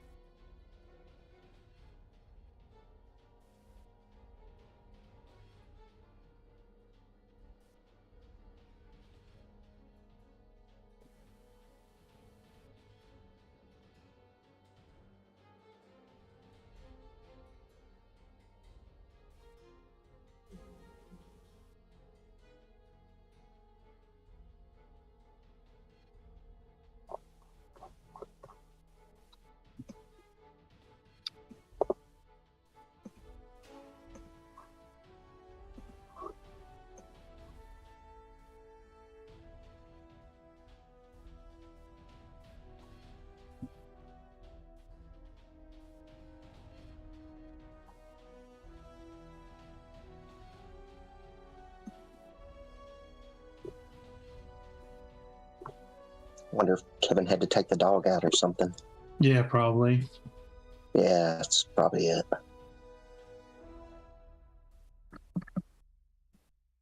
He was saying yesterday that it's so cold she'll go out and come back in to warm her feet and then go back out. I know I was looking on the radar because we're supposed to get some rain, I think, today. And it looked like they got snow either maybe overnight or maybe yesterday they got some up there. So I know it's cold up there. Oh yeah, we were talking before we went online. It's storming all the way from where I live to where Kevin lives, Yeah. and it's like it's really far. It's like a 14-hour drive between Jeez. our two places. So Yeah, it's crazy. One, I mean, Regina, which is like a midpoint between the two. It's in the middle of a blizzard, and that's that same stretch of road of number one where I got caught in that blizzard in October. So winter in Saskatchewan is just real ugly. But, give me 2 seconds here. Let's see. Someone mentioned something in chat that with a ballistic trait, they target toughness at long range. Oh, really? Yeah. So let's see here. Yeah, so they automatically affect toughness against targets at long range unless the target is behind cover or has a perk that dictates its defense. So that's what ballistic means. Right? I said that's what ballistic means because you see it a lot in the equipment table and whatnot. Yeah. There's a lot of stuff. So where we left things when we took our break was the vehicle sort of pulls to the side and dust is settling over this thing. What do you guys do? You cannot see from unless you're spending time trying to inspect it. You cannot see anyone on the inside. I guess we have to get out and secure them. Mm-hmm. Not that I want to. That don't bother Mayhem at all. Mayhem's like, heck yeah, he unslings the shotgun and hops off, and he's approaching cautiously. Okay. So I think he would probably go to the driver's side if it's. You said the vehicle was on its side? No, it actually hasn't upended in spite of the tires. Okay. It's fishtailed around, so it's facing towards you. Dust has settled down over the windshield and the windows at the side, so you can't quite see really. You see figures in there, but you can't tell they're moving or whatnot. Mm. Yeah, so he's going to head up to the driver's side, will be the side he's focused on right now. Okay. What about Switchback and Stage Show? I think Stage Show would be modifying his gun back because he's got it in that sort of, damaging structure mode. So he'd have to modify it back so that he could, in case we get in a firefight. It'll be easier to put it back to the way it was and then to fabricate it once again. So just give us a tech roll. Okay. It's a difficulty at 10. No problem. Yeah. No problem at all. All right. What about you, Switchback? So Switchback will, I think, draw his rifle, and he will just step outside the Jeep and continue to use the Jeep for cover, while he's just providing any suppression fire or anything he can if he sees someone emerge. So he's just covering Mayhem. Okay. All right. So Mayhem, you're the one who's blowing up. You're able to make your way. Why don't you give us, actually, let's see here, a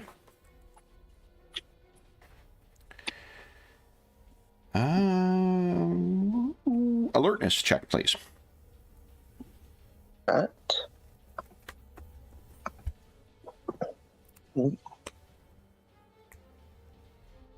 So it's a D2.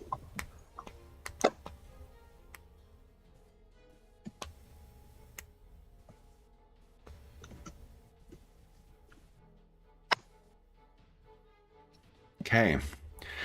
You can, as you're getting closer, and you can see more clearly through the windshield, you can see that the Moto Viper has his head slumped against the wheel of that big APC, and the officer seems to be lying kind of crumpled on the passenger seat. He was probably operating the cannon and was tossed in a funny way when this thing slid to the side.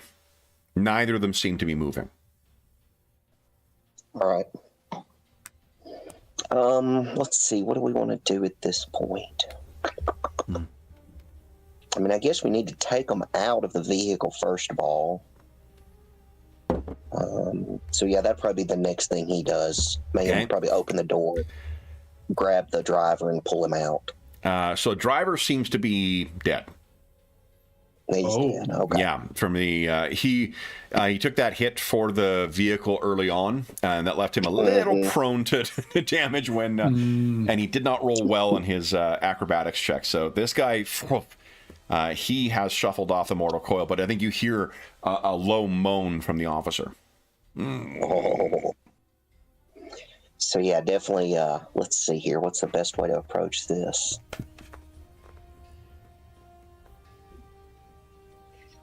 Carefully? Yeah, I think he'll go over to what's that? I said carefully. I think he'll go over to the passenger side then and open that up. Okay. And grab him and pull him out as well. Oh, he moans a bit, and he's otherwise, he will not be waking up once again. Okay. Cool. So he will be waking up. He's not dead, is what I mean. Oh, I'm sorry. Yeah. She looks up, I think through got that mask on. I'll put the illustration down just to remind, because it's a cool looking drawing anyway. I think I would jump out, bringing some kind of, cables or rope or something from the Jeep to secure him. Yeah. Okay. So yeah, you're able to secure his arms. He looks up, and he, I think, is still sort of trying to come to, or trying to make sense of what's happened. His bell has been well and truly rung in that crash. Mm-hmm. So he, Switchback, what are you doing as the guys are getting this guy secured? Well, I think if he's realizing that there's not any other approaching Cobra threats, then he will go and I guess check the vehicle to see if there's anything else that they've left behind. Okay. If you go in, look in the vehicle, you can see seemingly tossed out of one of the pouches on the officer's vehicle. There's another one of those, similar to what you saw on the Televiper, a storage unit, almost like a hard drive. Okay, he'll grab that and let the guys know that it looks like the area is secure. We don't see any other Cobra threats. Okay, and that's it. So what this guy, when he comes to, he says, "You're too late, Joes." I keep hearing that, and yet we keep catching you. If you want to know what is really going on, full pardon and immunity from prosecution for me. So here's where this is going to happen, guys, is now, if you wish to get any info out of this dude, now is the time to do a little bit of intimidation or let's see, what else could you use? What's the social skill called? Persuasion. Is it persuasion under social? Persuasion or deception? Oh yeah, deception. I forgot about that. Yeah. So the way this is going to work is it's going to be similar to what we did before, where it's sort of like a contested thing. Right now, he is at, he will tell you what he knows for full pardon and immunity from prosecution. You can push that down. That is his opening offer. As you push things down, he will be more willing to talk, but he will be resisting each round as well. So what I'll do is I'll let you each, someone will take the lead on this. We'll do it sort of like a skill challenge type thing. Everyone can take the lead. One can take the lead, the other two can assist, and the assisting will be bumping up or will give stage up for whoever's taking the lead on this. So, what approach do you wish to take for negotiating with this feller? Well, I know I've got intimidation at D4. Jeff, don't you have something under your social? I might have a social skill. I thought you did, but I'm not sure. Got deception. Oh, I have persuasion and streetwise. What's your persuasion at? A D4 as well. Okay, so you're a D4 there. And what's your deception? 6. Switchback. We're each using a different technique. I like it. Okay, I'm also going to give you, you guys have captured him, so I'll give you a story point for that. Cool. So, who's taking the let's lead? see. Who is rolling to assist?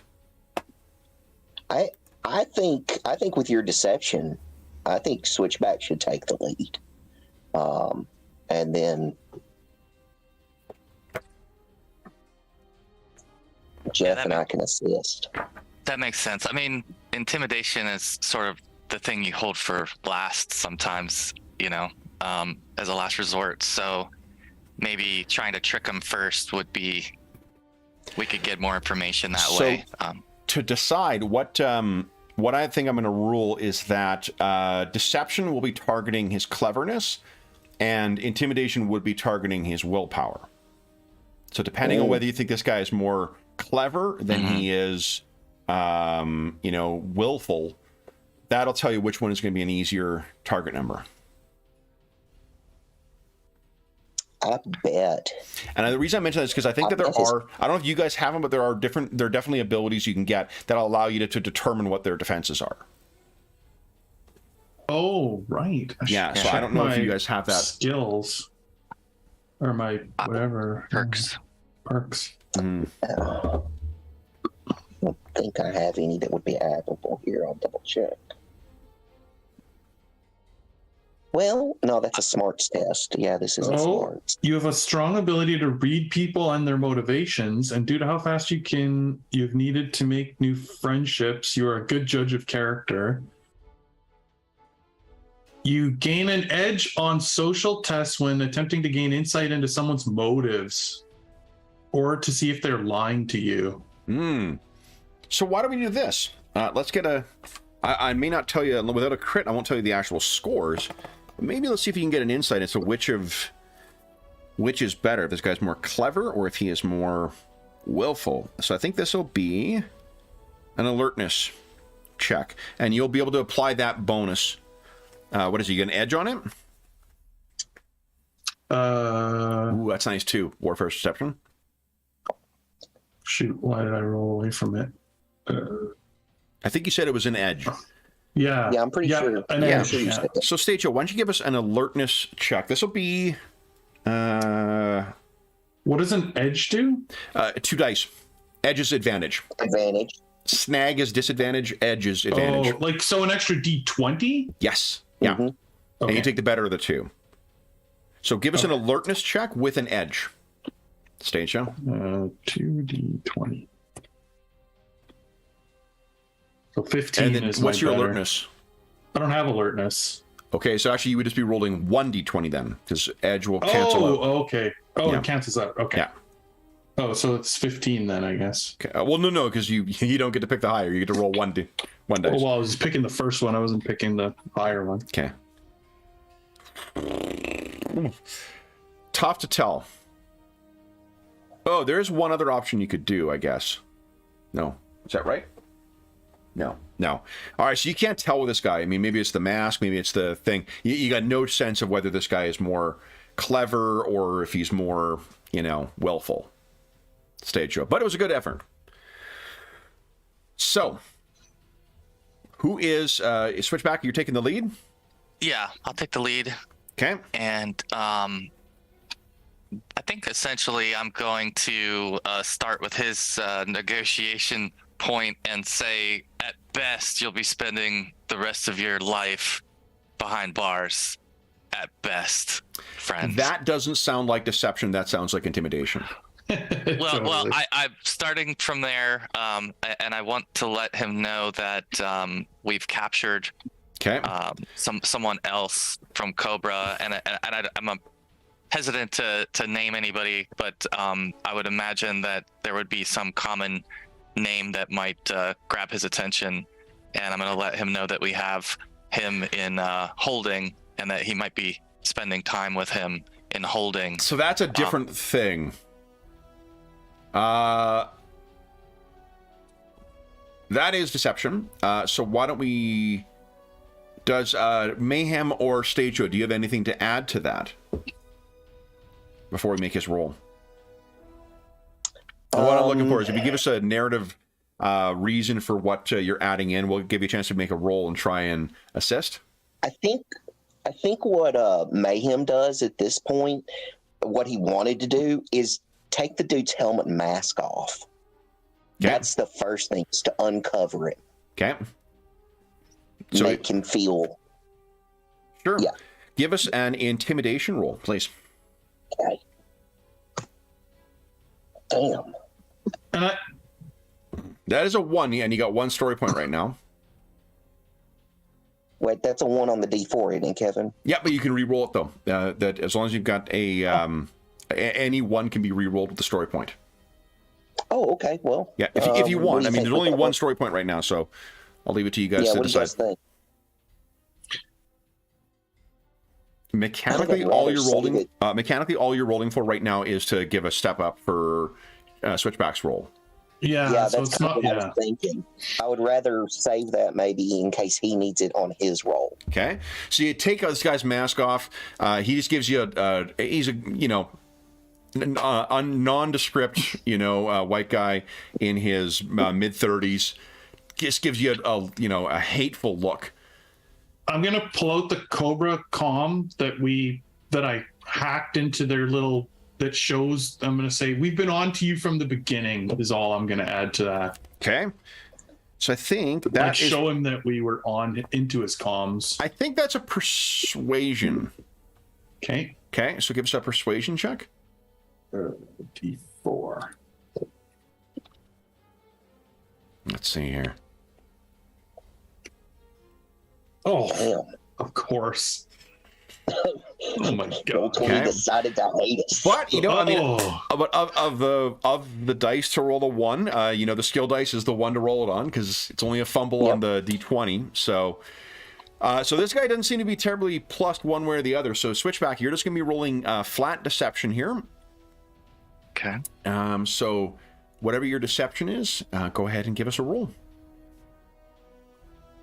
And you can get once per scene a free re-roll with that. How are you feeling about that roll?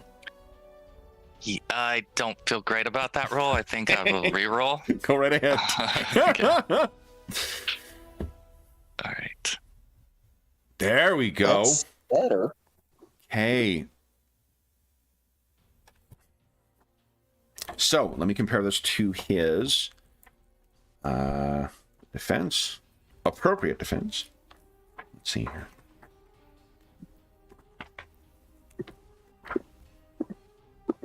Ooh. Glad I checked because I thought that was a fail.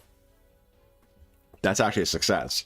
Yeah. So he, after you say that there's another Cobra that's in there, you can see the calculus is moving. His eyes kind of shift just subtly, and he looks at you and says, "A pardon, then." And let me make a quick roll for him.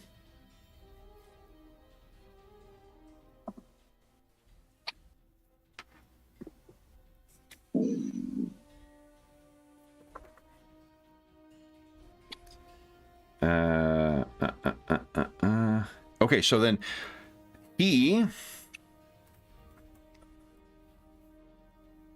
Let's see. Ooh, intimidation taunt is his specialty. That's for sure what he's going to do. So he's going to try and... what is your willpower? Switchback? 12. 12, okay. So let's see here. I got a crit success. I rolled an 18 on my D... So mechanically, I rolled an 18 on my D20, and I rolled a 6 which actually is filling in. No, hold on. I didn't get a crit. I got a success because that's filling in for my D2, and D2s can't crit. So he looks at you. What's his name?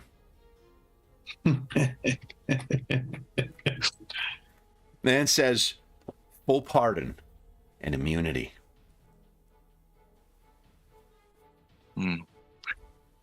So back to you guys. What do you guys want to do? Okay, this is the part where Mayhem does the classic trying to intimidate him by telling Switchback, hold me back. Yeah. just get out of the way. Give him to me. Just let me have the moment. Go ahead and give us an intimidation check, please. Come on. Somebody hold my earrings. Still not that good. That is a one. I think I'll give you a free reroll of that 4, because that was pretty funny. I didn't give you a story point for it. Go ahead and give us a D4. Come on. So it's just the D4. You're not re-rolling everything, just the D4. Oh, I'm sorry, Kevin. That's just roll the D4. I'll give you one more chance at this. I'm sorry. No, that's okay. There you go. There you go. All right. 13. And that's a success and a raise. So, and a raise and a critical success. Forgive me. I'm stuck in Savage Worlds. So Switchback, you're going to be gaining 2 steps up on your next roll, whether it's deception, whether it's intimidation, whatever you choose to use. Stage show, what do you want to do?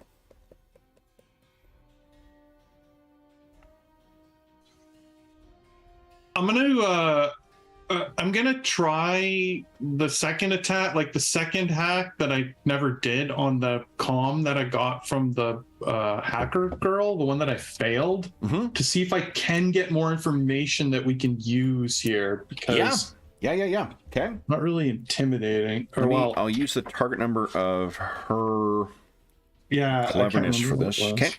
So I'm down to a D6 on this, but yep. Oh man, roll 20. Like just shitting on us. Just absolutely shitting on us. So that's a 3. Yeah, even if you spent the skill point to get a reroll, that's not gonna unbelievable. Okay, but Switchback. What are you thinking of doing now? You got 2 steps up on whatever you're trying to do. Yeah, I think he's gonna stick with the story, and he is going to say to him that names don't matter that much, but let's just say his title is Major, and with that he will, kind of wipe a little blood off of the Cobra guy's cheek, just kind of like, wipe a little blood off of his cheek, like letting him know, like, we're a step ahead of you. So go ahead and give us a step up your deception by 2, and go ahead and give us your roll. All right. Come on. Unbelievable. Oh, and it's not even a 1. No. Okay, so it's just, he is really feeling like he's still in control. Let me make another taunt roll for him. Man, what's your willpower? My willpower? Yeah. Okay, 16. 16, okay. I think he's going to try and get your goat. So, let's see. Here we go. Sweet turns and looks at you and sneers. And says, is this your first day? This is what you passed for intimidation? I thought that you hired Joes for cleverness. If I'd known this was the quality that you have, we would have done this months ago. That has absolutely no effect on you, Mayhem. Yeah. It's not my first day, but it may be your last. Full pardon and immunity is his position. Now, if you guys check in with Tracer to... that was his name, right? Tracer? Mercer. Yeah. Divorced dad. You can check in with him. It sounds like he's been crying during the day, but No, he what he will tell you is that the discretion is for you guys. Yeah, he's like, Tracy, oh. What you guys you basically you have the discretion to make to resolve this the way you are. You're purported to be members of the Joe team now, or at least you're kept at them. They trust your discretion. You make the deal you need with this guy. So far you've been stonewalled by this clown. If you want to get the intel from him, you're gonna have to basically let this guy walk. I mean, not literally right now, but I mean, like, after taking him into custody, after processing him, he will be going free. So, what do you guys wish to do? I will also point out, let me let you know how badly I want to start talking about how the legal system might work for him in this, with GI Joe being, paramilitary, organization. Yeah, it's like, we'll release you as soon as we're, done with you. I got two simple words for you, my friend: Patriot Act. Yeah. So. I'm gonna try one last thing. I'm gonna go back to my Joe comm and see if I can pull up like some footage or something of a Cobra guy in custody, some video or somewhere where it looks like some kind of something to show him that might trick him that this is the guy we have. Give us a tech roll. I think that we'll let you use tech for this one, or technology. Okay. Come on, roll 20. Let me find footage of someone that even looks like somebody knows. There you go. All right, so you got that the Televiper that you guys took into custody. You hit that in, and Mercer is able to pull himself away from his custody hearing, and he's able to display the illustration or the video of that. You hang it down, and his eyes kind of shift. Switch back. If you're taking the lead in the next one, you will be getting a step up on your roll. Mayhem. Yeah, well. And I think I forgot to do this last time, but I think that you're each time you're trying to do the same thing is going to be a step down on your dice until you shake things up. So your intimidation would be 2 steps down now if that's what you're going to do again. Okay, so that's about the best thing I've got, honest to God. So let's think outside the box. What other skills do you think might be useful here, or might be something you could bring in? I'm willing to be pretty. We used Stage Show's tech for that last one.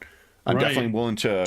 Yeah, let me go find it real quick. I'm gonna read. One of the best ways to do it is to think, what would you do, and then just see if we can model it or find a skill that makes sense, right? Debating, they call it squirreling. You're like, here's what I want you to debate about, but I've already prepped for something else, so I'm just going to figure out a way to make this be about that, and then do the thing I already had canned. Yeah, alertness. One of the specializations is judging another's intentions, detecting patterns in speech or behavior. Yeah. So determining motivations and truth. So he's going to use his alertness. He's been listening. I mean, Mayhem comes across as kind of a large, loud guy. Yeah. But he's a lot smarter than people immediately think. Heck yeah. And so he's been paying attention to this dude, kind of playing like, oh yeah, I'm just a big dumb rock, but I'm not. Well, it's worth noting, to be a proper demo tech, you need to identify weak points, right? Yeah. So that's, you sort of narrow your eyes. Sure. Yeah. Give us a. I get an edge on that too. Let's do it. One of my, I think my checkered past gives me an edge on smart skill tests when looking for weaknesses, flaws in security, or hidden items. That is precisely what you're doing here. Now, do you have training in alertness as well, right? I do. So I mean, it's only a D2, but still. No, heck yeah. That's a D2. So roll with an edge, a D2. Yep. You threw a dice at my head. Boom. It's you put an S in instead of a D. Oh my God. I was like, what happened? 2D20 plus 1D4. Let's try that for. Well, just an 8. 8. God. All right. Now, there's not even a 1 there you can re-roll. Yeah. All right. So you lean back, and what is it you say to Switchback to try and give him insight to how to approach this clown?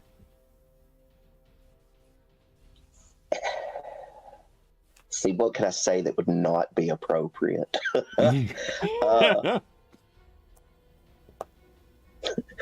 Ask him to tell you about his mother.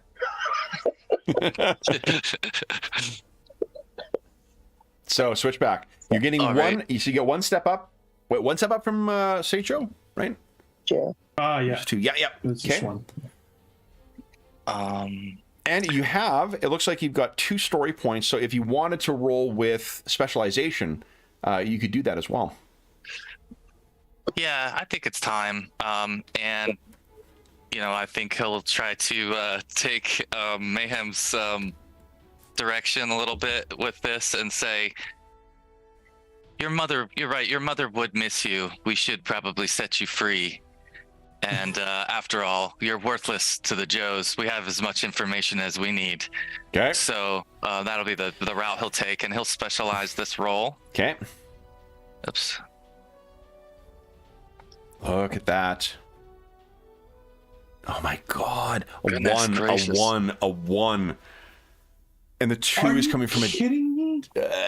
However, you have 1 more story point left, which means you could re-roll those 3 1s. Oh, so just roll. Yeah, because your 10 is good. That's not quite good enough to get through because of what you're targeting. But you can, if you spend a story point, you could re-roll those 3 1s. I guess so. I hate to burn up both the points, guys, but what do you think? There's only That's what like they're 30 for. minutes. Yep. Okay. Yeah, Give us a that's what they're for. so 4 you're and rolling a 6 and 8. D4, a D6, and a D8. Okay. Yeah, that's... Oops.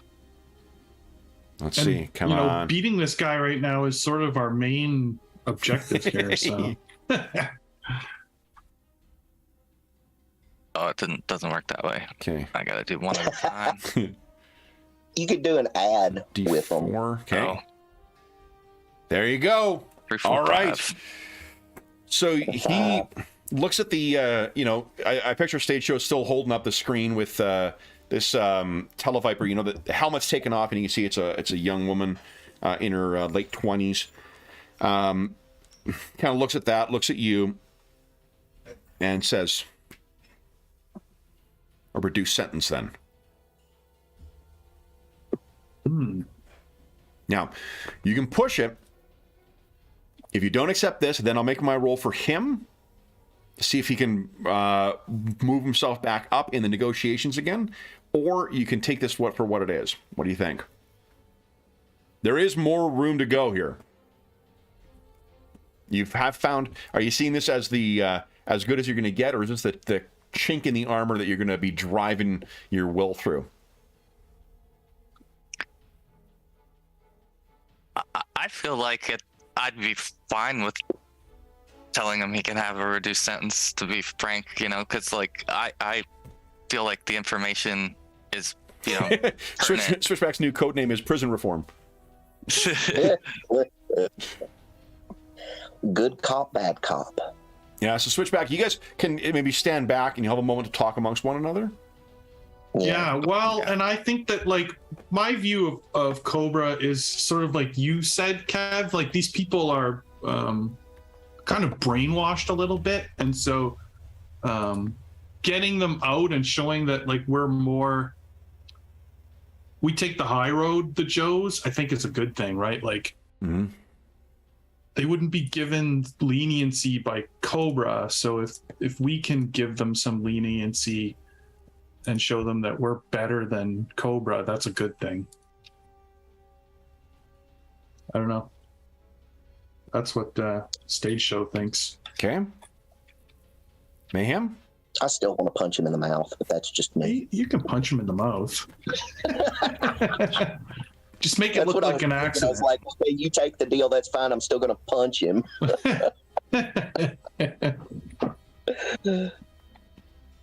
But yeah, if that's what you want to do, I'm not concerned with the legalese, and I'm more, I'm from the military standpoint,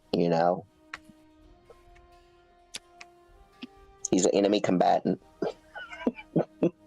Right. Yeah, he is. So- But if the exchange is for information that's helpful to the Joes, I think is the condition, right? So that I mean, it sounds like we're in agreement that we would accept his condition if he offers us something valuable, but that's yet to be seen. So That's true. yeah, it's a risk. Yep. So what do you want to do? What's your advantage here? Or press your advantage? Or you take him for the deal? That's up to Switchback. Yeah. I mean, if you want to take him for the deal, that's fine. I think at the last minute, Switchback's going to change his mind and he's going to push it further. Okay. So let me make my roll for him. Let's see if he can push back successfully on this. Where are we here? There we go, officer. Okay. So he's going to taunt once again. And he's going to go back to you, Switchback. So I think it's a 12 is your willpower. Yeah. Actually, he hasn't taunted Stage Show yet. Stage Show, what's your willpower? My willpower. Whoops. Where is that? 17. 17, okay. I got an 18. I got a crit. Ooh, nice. So he overheard, and he says, you can hear him laughing. His arms are, I imagine, secured behind him, but he starts laughing. And he looks over at you guys. And I guess like whatever noise you put on to try and drown out your conversation, Stage Show, I guess he's overheard it. And he says, I didn't know how badly you needed this intel. You're in the dark, aren't you? Deal's off the table. Full pardon. And charges dropped. Hold on, what is it here?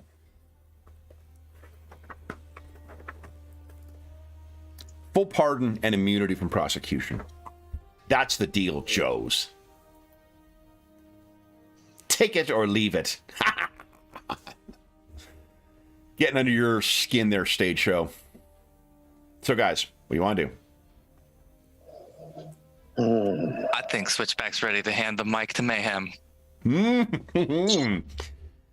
So then, how are Stage Show and Switchback going to support Mayhem?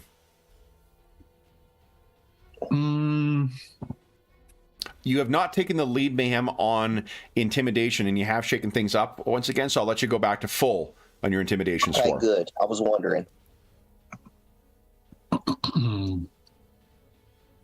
I think you used tech last time, Stage Show, and Switchback, you used deception so far as your lead skill, so I think I'll step that down 1, if that's what you want to use again. But again, like, feel free to use whatever. I'm going to go with persuasion, and I think I'm going to say something along the lines of, like, if you see me being nice to you and you take that as weakness, you're a fool, Cobra. Okay, yeah. That sounds super sincere, too. So go right ahead. Give us a persuasion check. Nice. Oh. Great roll. All right. So that's a step up for Mayhem. You see that some of that gets through. I think your sincerity, Stage Show, is you're used to dealing with big personalities, big egos and stuff, right? So yeah, exactly. That just cuts. You make him feel quite small with your compassion. Switchback, what are you thinking? Jeez. Do you have any abilities or whatnot or advantages that you haven't tapped into yet? I was trying to find one that applied. I'm not finding anything that's that I haven't touched upon yet. Used a lot of these. I think again he will. He'll let him know again that full immunity is not possible not even an option, and that again that we may not have all of the information, but the information is being extracted as we speak. Okay. So why don't you give us that? So it'll be deception. Step your deception down by 1. Okay. And then go ahead and give us a roll. All right. Okay. He does not seem to be buying what you're selling. So you bluffed one too many times, it seems, switchback. But Mayhem, you got to step up from stage shows. He's left this kid vulnerable. So what do you, kid? He's in his 30s. So at this point, Mayhem turns to Switchback and he's like, "Go back to the vamp and bring me the gas can." They all got gas cans on the back. Okay. And he turns back to the Cobra guy and he's like, "I'm sure you're familiar with waterboarding, but are you familiar with diesel boarding?" Oh my god. It's taken us 3 sessions to commit a war crime, so that's I excel at that. So go ahead and give us a intimidation roll. You can step it up, and I give you a story point for that as well too. Okay, and so that was a step up from a D4 to a D6. Yep, so. and if you wish to spend a story point, you could have it specialized too and roll D2, D4, and D6 if you like. What do you think, guys? Might as well. Might as well. Yeah. Okay. Definitely. 6, 4, 2. Let me make sure I don't put any S's in there. Look at that. 8. Hey, 6, and 14. here's the thing. Did I crit? I critted on all of those. Yep. Yeah. That's insane. So here's the That is thing. crazy. Using intimidation is actually easier. This guy is clever, but he's a coward at heart. Yeah. So this is his eyes just sort of, he sees that you're not, at least he doesn't think you're fucking around.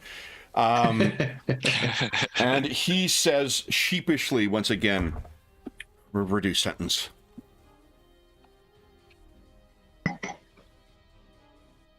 What do you guys think? Think we ought to take it at this point? Yeah. I mean, that's what I was gonna take it before. So personally, I think so. Yeah. Mayhem is, he's a lot of talk in some instances. I mean, he can be vicious, but I think Switchback's like he's returning with the gas can as they're like debating this. his eyes. And he's like, "Oh, we're doing that again? Okay, all right." So what do you So think? yeah, okay. I'm picturing Mayhem is sort of like, taking a knee right in front of this guy. His arms tied behind his back, and you're locked eyes with this guy. He's trying not to make eye contact with you right now, and he said, reduce sentence. Yeah. You better be worth it. Okay. So with that, you have taken him into custody. Let me tell you what you learned from him. So this guy goes by, and we can picture this is sort of like the, what's his name? Mercer steps out. First, he had to deal with his alimony, but then he steps out of the interrogation room with them, and he shares with you sort of the info dump of what they've learned from him, thanks to you guys. What they've learned is that this Cobra unit that is infiltrated here is apparently a rogue element.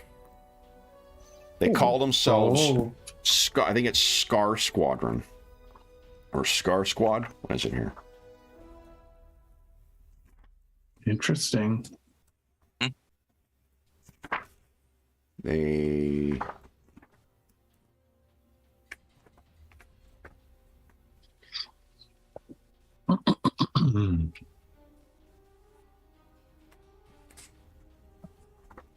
Where is it here? Come on. Scar Squad. Yeah. Okay.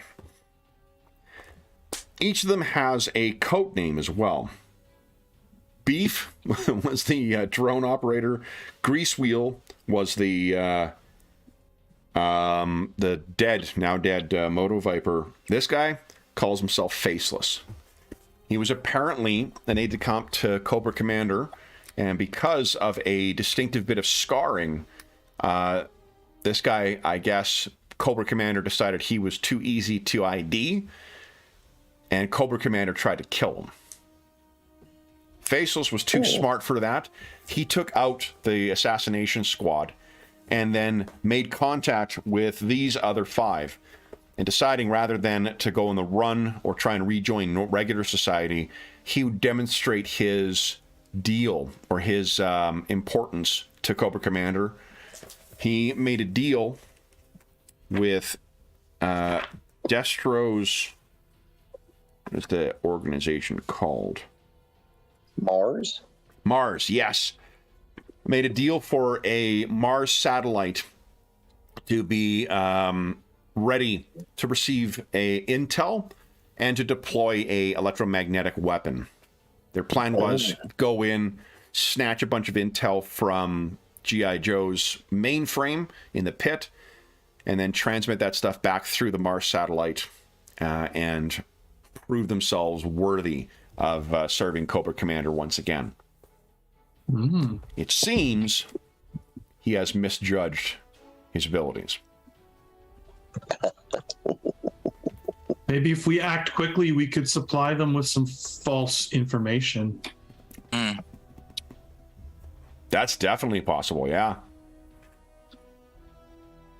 Like if he was going to be sending information to Cobra, we could send false data. Yeah, to corroborate it, for them to accept it as the intel, they would have to release this clown, though.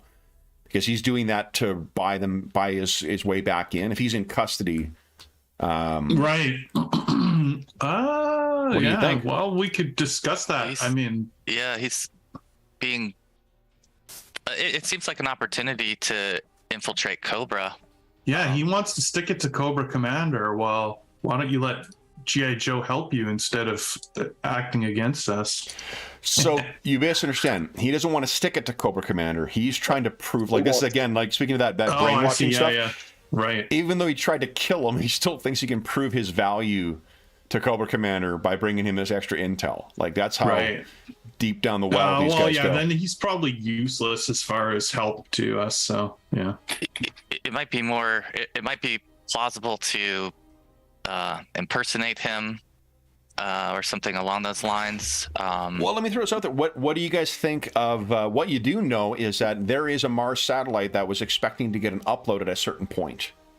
Is there any value to be made of that, even if it doesn't make its way all the way back to Cobra? Right. Yeah, you could always try to send up like a virus package or something that maybe maybe could spread to some of the other satellites and mess with their communications. Or track them. Maybe you could have some type of tracker that then Stage Show or someone else could tap into to learn more about Cobra's network. And so Stage Show, why don't you give us a tech roll? This is because it's sort of like you guys are talking about this and the window to the Mars satellite is probably going to be fairly narrow. So why don't you give us a... Yeah, exactly. We'll see how that goes. Jeez. Wow. You have one Roll story 20. point left, so you can re-roll that D20 if you like. Oh, you can? Yeah, Okay. yeah. You're not stuck with ones in this game. All right, here we go. Yeah. There you go. All right. 22. So what's the nature of the virus package that you deliver up to that Mars satellite? I'll bring us back to the pit here. Well, seeing as that it's, Stage Show and like classic internet memes, maybe it's a Rickroll. Okay.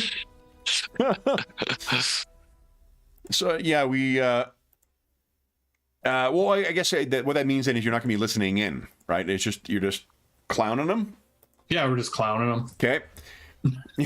So we see Destro and the Baroness at some point going in. And we'll see what's on this satellite. and activates it, and you see Rick Astley come up. Yeah. All right, so the Mercer, I guess we'll cut to your debriefing. So this is you guys in... what do we see when you guys are sitting in kind of the briefing room at the pit? All the the hub of activity that had been going on when you guys first arrived at the pit is back up and active once again. Everyone's back doing their thing. Power's back on everywhere. You can see people are trying to salvage that combat. I think who's one of the mechanics for the Joes? Clutch. Maybe that's Gung-Ho or... Yeah, I don't know. So one of those guys is grabbing the bat and trying to put combat back together. Is it effective? You know, I mean, he tried to burn you guys up, but I mean, it was an effective sparring, partner. So that's where you got your axe switchback. Yeah. So you guys are in the training room or in the kind of conference room, and you can picture like a nondescript, kind of white, place. There's a bunch of it probably is like a training theater that could accommodate a much bigger group, like a lecture hall kind of. And you guys are standing around in here. You probably have had a chance to grab, if you grab a coffee or grab a beer or grab a drink. What do we see? Well, Mayhem's smoking a cigarette because that's part of his bad habit that he. I realized I should have taken it out when I threatened him with the diesel. I realized that after the fact. I mean, stage show's probably having a cold beer if they've, if that's something allowed here on the base. Yeah. Oh, definitely. Yeah.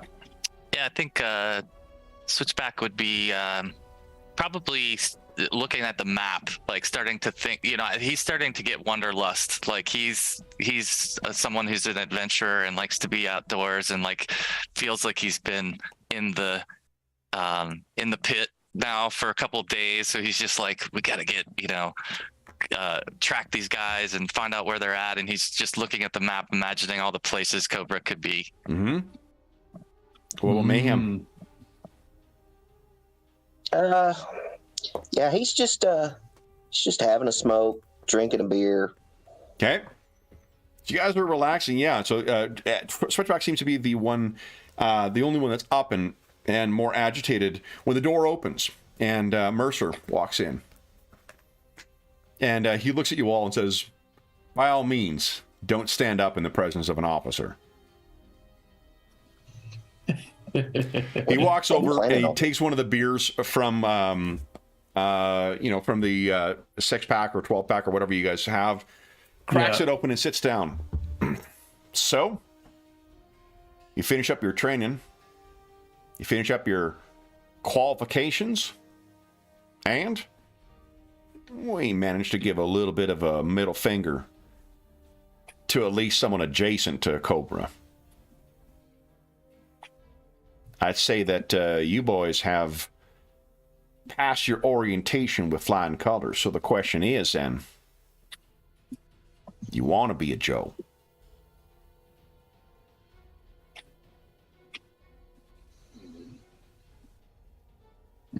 Yeah, I'm ready to serve. This is a lot of fun.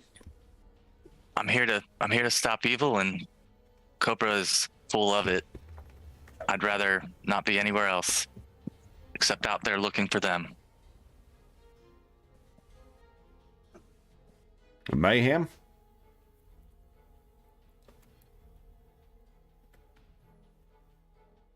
This is what I was born to do. Well, all right then. Squad, you got some training to do, because y'all are hitting second level. So, with that, guys, we'll bring our session to a close and our adventure to a close. Snake Pit, you guys successfully kept the Cobra enemies from getting off with that intel. So, congratulations, guys. You're all second level. What you get from that? Let's see here. All kinds of goodness. I don't remember what you get. I think you all get, at second level, yeah, you'll all get some new class abilities. You will also get some, a boost for it, so you can find all that info. Remind me again, what classes are you guys? I'm infantry, right, with the artillerist. Okay. Specialization. So, yeah, so you're getting gallantry and custom gear. You guys all get custom gear at second level? What's that? I'm not sure if you guys all get custom gear at second level or if that's just the infantry. Yeah, I don't know. From what I remember, it's a neat. I like the way they have the classes, honestly. Yeah. It's kind of like third edition. Everybody gets like a perk at like fourth level, but like a lot of the other stuffs in between are like class specific. Yeah, you don't. Don't get the custom gear. Infantry is what's one of their classes, but you're technician, right, Stacio? Yes. Yeah, so you get a support. You can grant an adjacent ally the benefits of one of your upgrades as a free action. These benefits last until the start of your next turn. That's pretty cool. And and I get a smarts essence boost? Yep. So you get to raise one, either like get a new dice or raise one of your dice in smarts. And then what is Switchback? Switchback's a commando, so he's got think fast, which means I can use deception or infiltration in place of initiative. Nice. And then he's got mobility, which once per turn he can sprint or hide as a free action. Oh, wow. That's pretty cool. Nice. All right, guys. So that brings our Snake Pit adventure to a close. So, and for those listening at home, I made a bit of a hash of the vehicle combat rules for that because I wanted to do the chase instead. But thank you so much for joining us for the our inaugural GI Joe adventure, guys. At the end of your first full adventure, how are you guys feeling about the game? I like this way more than I probably thought I would, honestly. I know I picked up the book when I was in Los Angeles, I guess that was last year. I think we were in LA. Yeah. Oh, no kidding. Yeah, I was in a game store. There's a game store there in Pasadena that I usually go to. And I picked the book up and I looked at it and I ended up buying a Battletech book instead. But I really think I want to buy at least the core rule book, if not some of the other stuff they've got out. It's a fun game. And like I said, I kind of like that it is, class and level, but it's not like D&D, which is, I think is just awesome. Yep. Jeff, Jamie, any thoughts? Yeah, I really like it. It's fun so far. I'm gonna take alertness as my. Oh, nice. Yeah, good call. Yeah, I'm a fan. I think the flavor of each character is really good and unique skill sets, and maybe other different than the Kingmaker campaign. We did a pretty good job of having a pretty balanced team, I think. So, that's one really of the things about it is, I feel like, both Stage Show and Mayhem are technology guys, but they play and feel very differently from each other. Definitely. They do. Yeah, it's absolutely something. That's awesome when a system does that. It's neat seeing how many different ways you can contribute to stuff too. I'm gonna drill back down to the rules to try and sort out a couple of things. From what I read, there isn't anything clear about chases, so I'd like to, if I'm gonna house rule some stuff to try and give a little bit more structure to those skill challenges. I think I'll. Because I think it's easy to do that, especially with the tiers. Difficulties all tier up with a 5.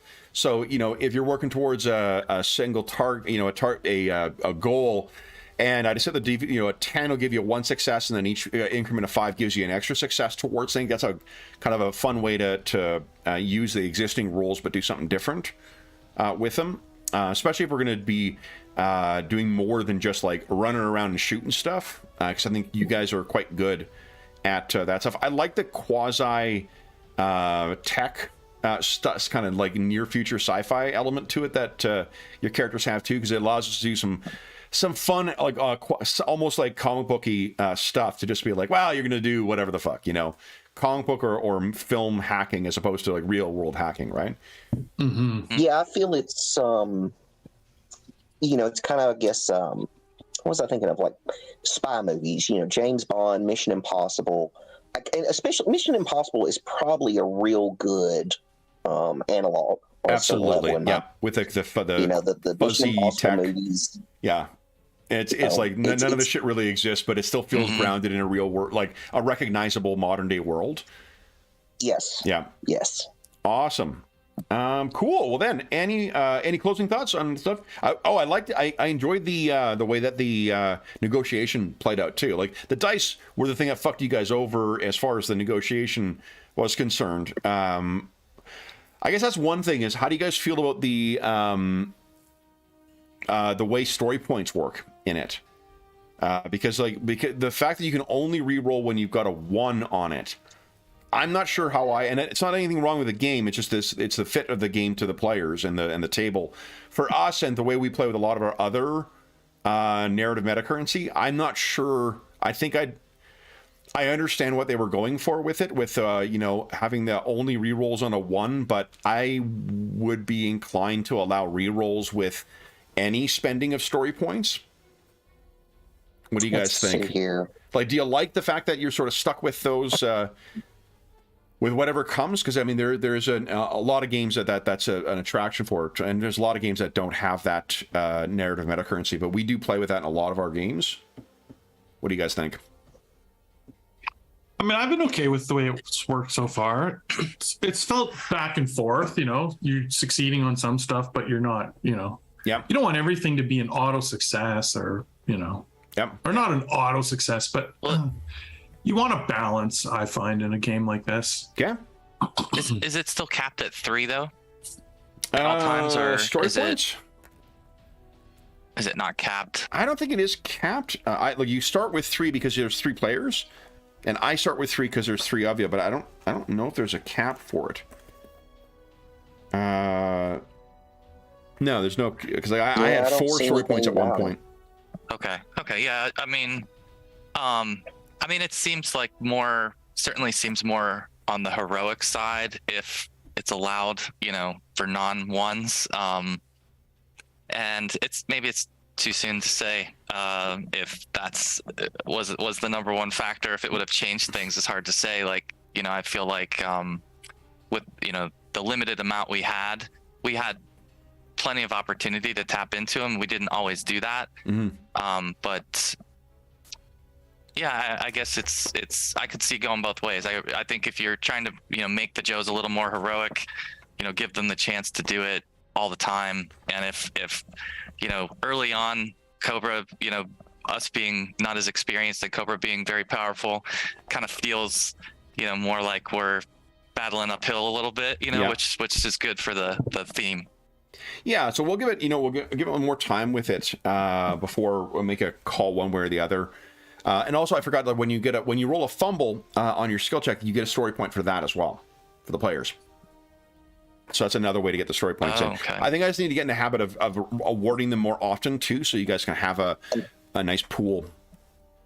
And if you, and I don't know, you may know the math better than I do, but instead of maybe being able to just re-roll any die result, it says you get a +5 to defense. So I mean, you could say +5 to your D20 roll or whatever, or your total.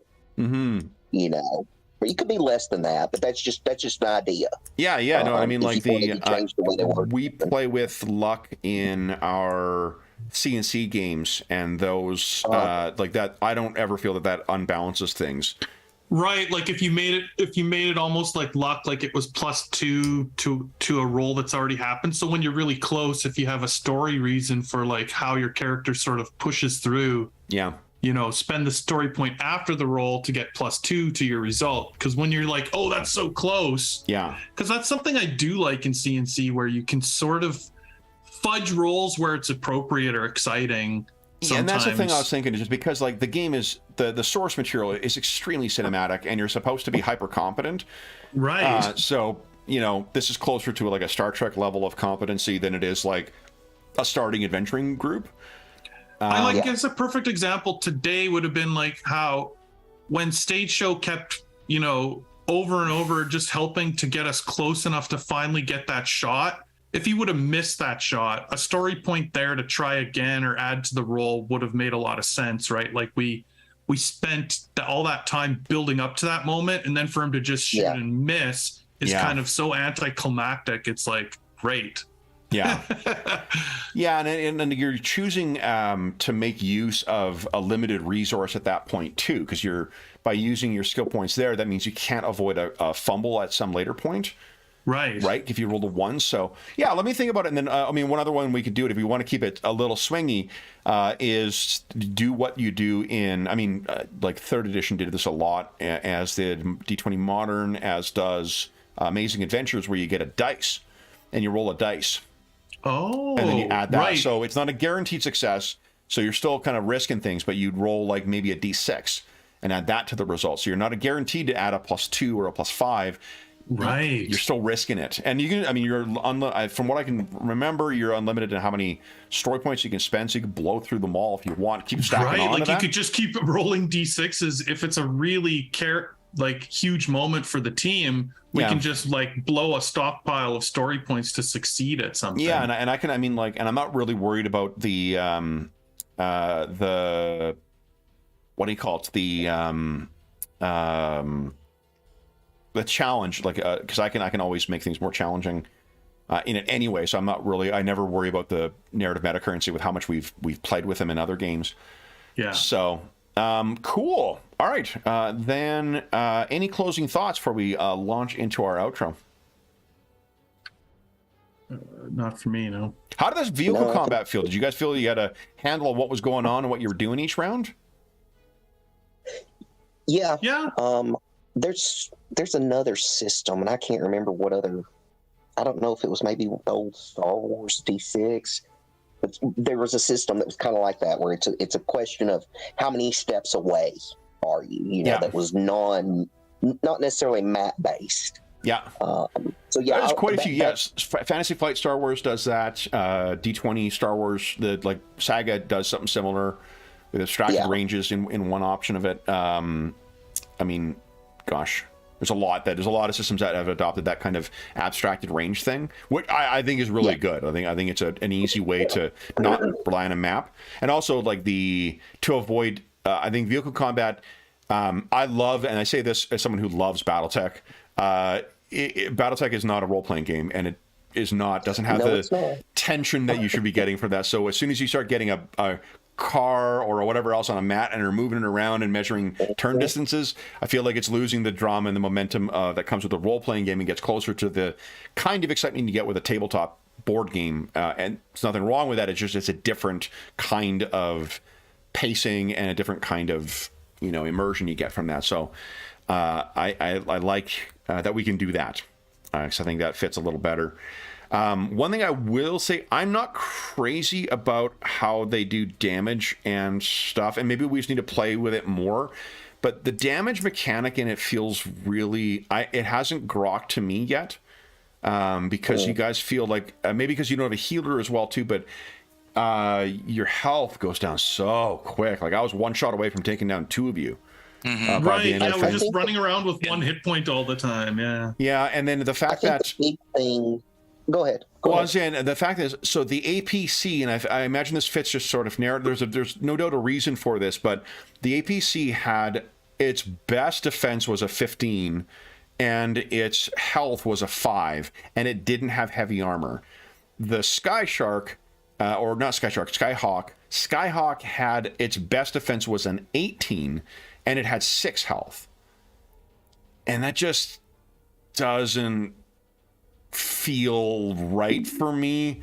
Like, and when you're doing damage, you're either doing 1 point or 2 points of damage with everything, absent a critical effect, right? So it was really hard to hit those Skyhawks And even when you did, like, it took 5 hits to go down.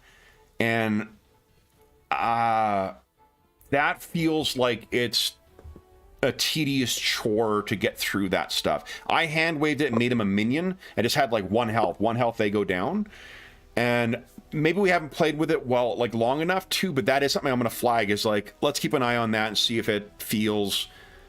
Because if you have to sort of Flintstones boxing your adversaries down with it, that doesn't feel... And maybe I missed something, that there's some kind of damage to the vehicle or something that you can do with a called shot. I don't remember seeing that in the 2 pages of vehicle combat rules, but like, there's not even a way of like shooting tires out or stuff like that.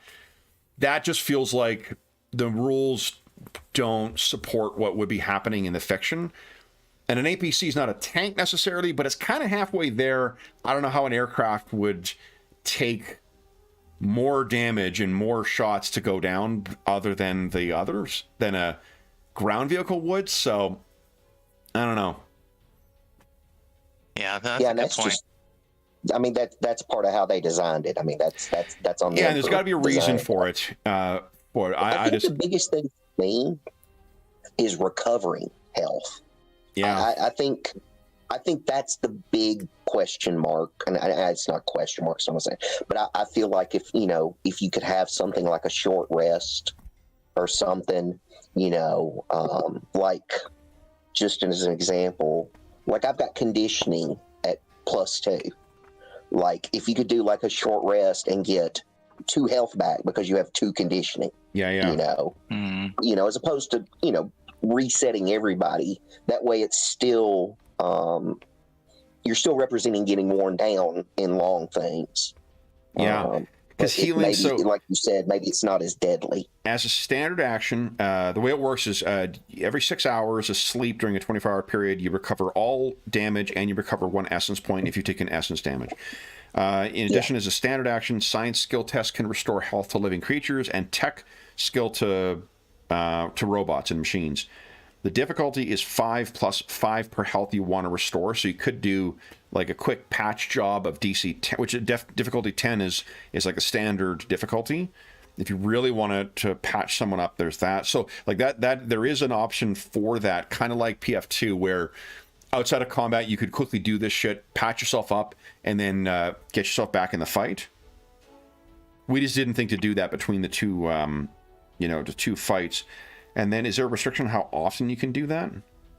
See, that's what I was just looking at, Kevin. I don't really see anything right there. Bonus and temporary health, temporary damage. That's it. Yeah. So, I mean, I could see the choice being, and if you. I don't see a consequence for I don't see a consequence for failing or for fumbling it either. So, because that's the risk reward you get with PF2, is that you could injure the person further with it, and there's the limit of once per hour in PF2. So maybe there's something in errata or the explanation, but yeah, that's a good thing to flag as well. Is that the it's a it's not realistic to heal from bullet wounds, but like that's not what this game is trying to model. It's trying to model the the tension towards actually getting taken down by a shot. So that's yeah. Is there a boost to health when we level up? No, you have to take points in conditioning in order to raise your health up. The way it models it, like the difficulty of hitting the target, the defenses continually go up because every time you're getting a raise to one of your, or an extra point in one of your skill categories, that goes up as well. Yeah. So I'm gonna give the vehicle rules a clear read over. We fucked up the ballistic rules today, and I don't think I like how much fiddly bits there are with that, with the different kinds of weapons and kinds of damage, because that is way to, like you said, to make everyone feel unique. So I don't think that's an issue. I think that's a positive for it. I am not crazy about how they do vehicles in this. Like especially with the way they do heavy armor, like you can effectively damage a tank with a handgun in this. There's an extra bonus you get to your toughness with that heavy armor, but it's not like the anti-tank weaponry in this, the way it works is it ignores a certain amount of armor, as opposed to just like the way it works in Savage Worlds, where like now you can affect stuff that's tough. So we'll have to try some more vehicle stuff in this to see how it feels. But I gotta, I'm not crazy about that right now. I think it's an easy fix. Or not. I felt it was fun. What's that? I mean, I didn't feel there was anything wrong with what we did with the vehicles. No, and that was on my side. But you know, the thing with when I do have an issue with certain parts of the rules with it, I was fudging behind the scenes with the health, like of the Skyhawks, right? Because like narratively, those things blow up, you know, like crazy in the fiction. So it didn't make sense for it to take a recoilless cannon shot and still keep on flying, especially when it was Red Shirt who was behind there. Yeah. That's what I was just fixing to say, Kevin. What if it's just a question of PC versus NPC? And that's what I think I might do, is just use like a minion rules kind of thing. Is like one of the ways you could do that is just use the health of the individual who's in there as opposed to the health of the vehicle. That's the way one of the Moto vehicle or Moto Viper, that's what his ability is. So he can actually take the hits himself for the vehicle. So a really experienced character with a big bucket of hit points, they're going to be able to take those hits. But it doesn't get around that for, you know, that thing has 6. What I might do is, instead of having that as an option, I'll make that as a default. So like as soon as you do 3 damage to, because most of these chump guys, they have 3 health. As soon as you do 3 damage to a chump vehicle, then that will go down. But we'll see. I mean, like, again, I'm not familiar enough with the game to be saying one way or the other. And I guess for those listening at home too, like we're talking about making the game work for us at the table, not that there's anything fundamentally wrong with the game. It's just a matter of we are not shy of tweaking games to make them fit for our own sensibilities and for what our expectations are for gameplay. So that's great to hear. I'm glad to hear that you guys didn't do it. The reason I mentioned about tweaking the stuff is because I did that with Iron.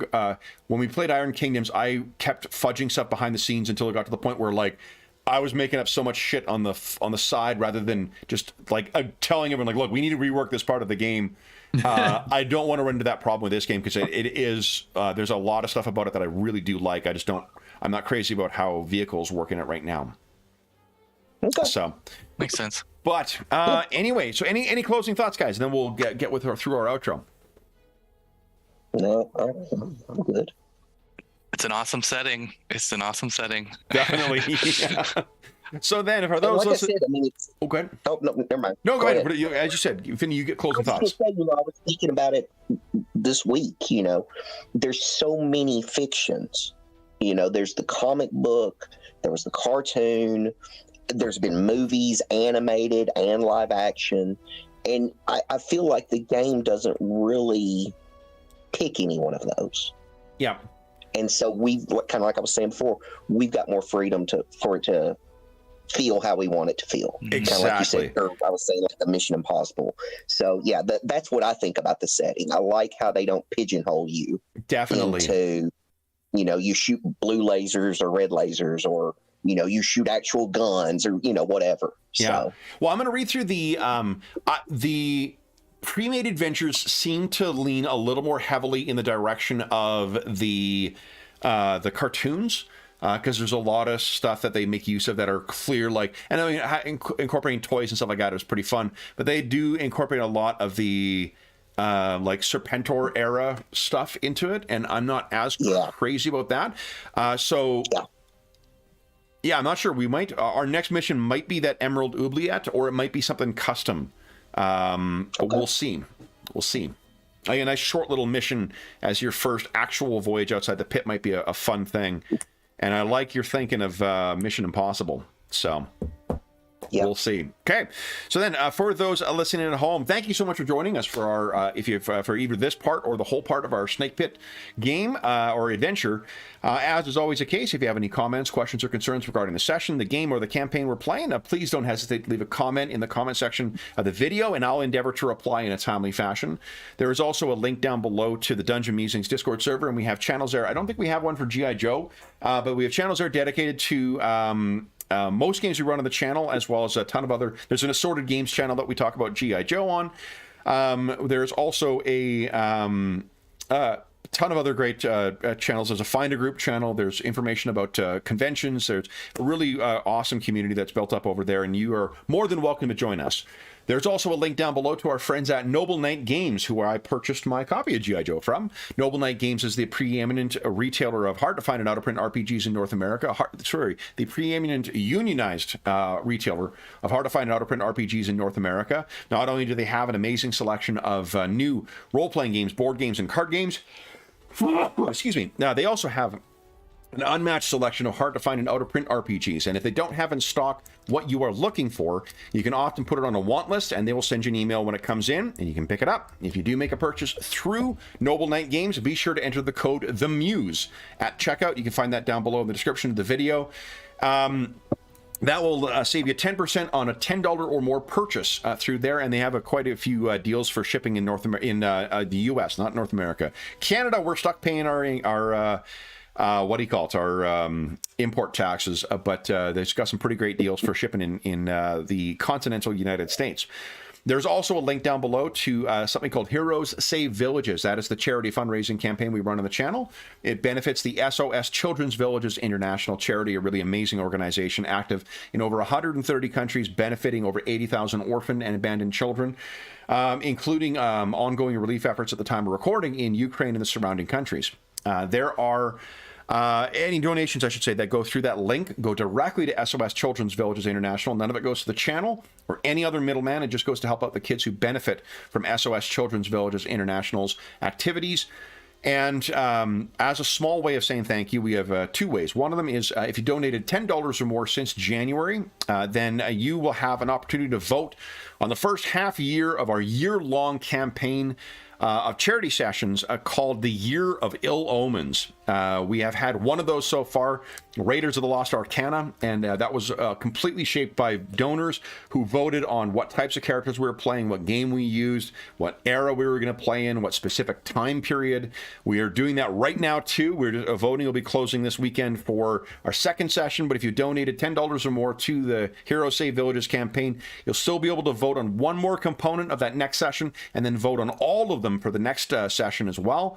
All of these adventures are linked to a year-long campaign, so you will be helping to shape what is happening over the course of this entire connected campaign that's going back and forth across time and space. There is also another way we say thank you, and that is if you donated $25 or more, it's Canadian, you will get a chance to win the grand prize or one of the other great prizes in our next charity raffle. Next charity raffle will include a bunch of, we're going to announce some more prizes as we get closer, but some of them include a chainmail dice bag made by our resident armor smith, Dave, who has very generously donated another one of those awesome bags to the prize pool. I also have 2 copies of the Degenesis Rebirth Edition, and one of our players has had a really great suggestion to play a session with Degenesis to show you what is going to be in there, and I think that we'll do that before the end of the year. If you're not familiar with the game, it's an amazing post-apocalyptic game that is out of print. You cannot get copies of it from the publisher anymore, but I picked up a couple of copies to use as prizes. I have 2 brand new copies of the Rebirth Edition that will be going out to some generous donors, and we have also a prize of playing a game with us. A bunch of the roster players have agreed to play in a charity session. I've agreed to write one, so we will be recording. We're not going to be broadcasting it live, but we'll be recording, and I'll be writing a custom session for some lucky winner for the, or maybe unlucky, depending how you feel about the game. So you get a chance to play with us, you get a chance to shape what's happening on the channel, and a chance to win some cool gaming stuff, and most importantly, a chance to help out some kids who could really use some help. Again, all donations go directly to SOS Children's Villages International. We're already almost 25% of the way towards this year's fundraising goal. You can make donations at that link down below. The last thing I will say is a huge thank you to my stalwart squad here. So, Joes, this drill instructor was very pleased with your performance. So, Jamie, Will, and Jeffrey, thank you so much for playing today, guys. I look forward to seeing you getting out of the pit and onto your first mission. That was awesome. So then, for those listening at home, thank you so much for once again joining us. We hope that we gave you a couple of hours to take your mind off the troubles of our world and think about the troubles that our Joes are thwarting for those nefarious Cobra plots. And until we see you again, stay safe, stay healthy, and happy gaming.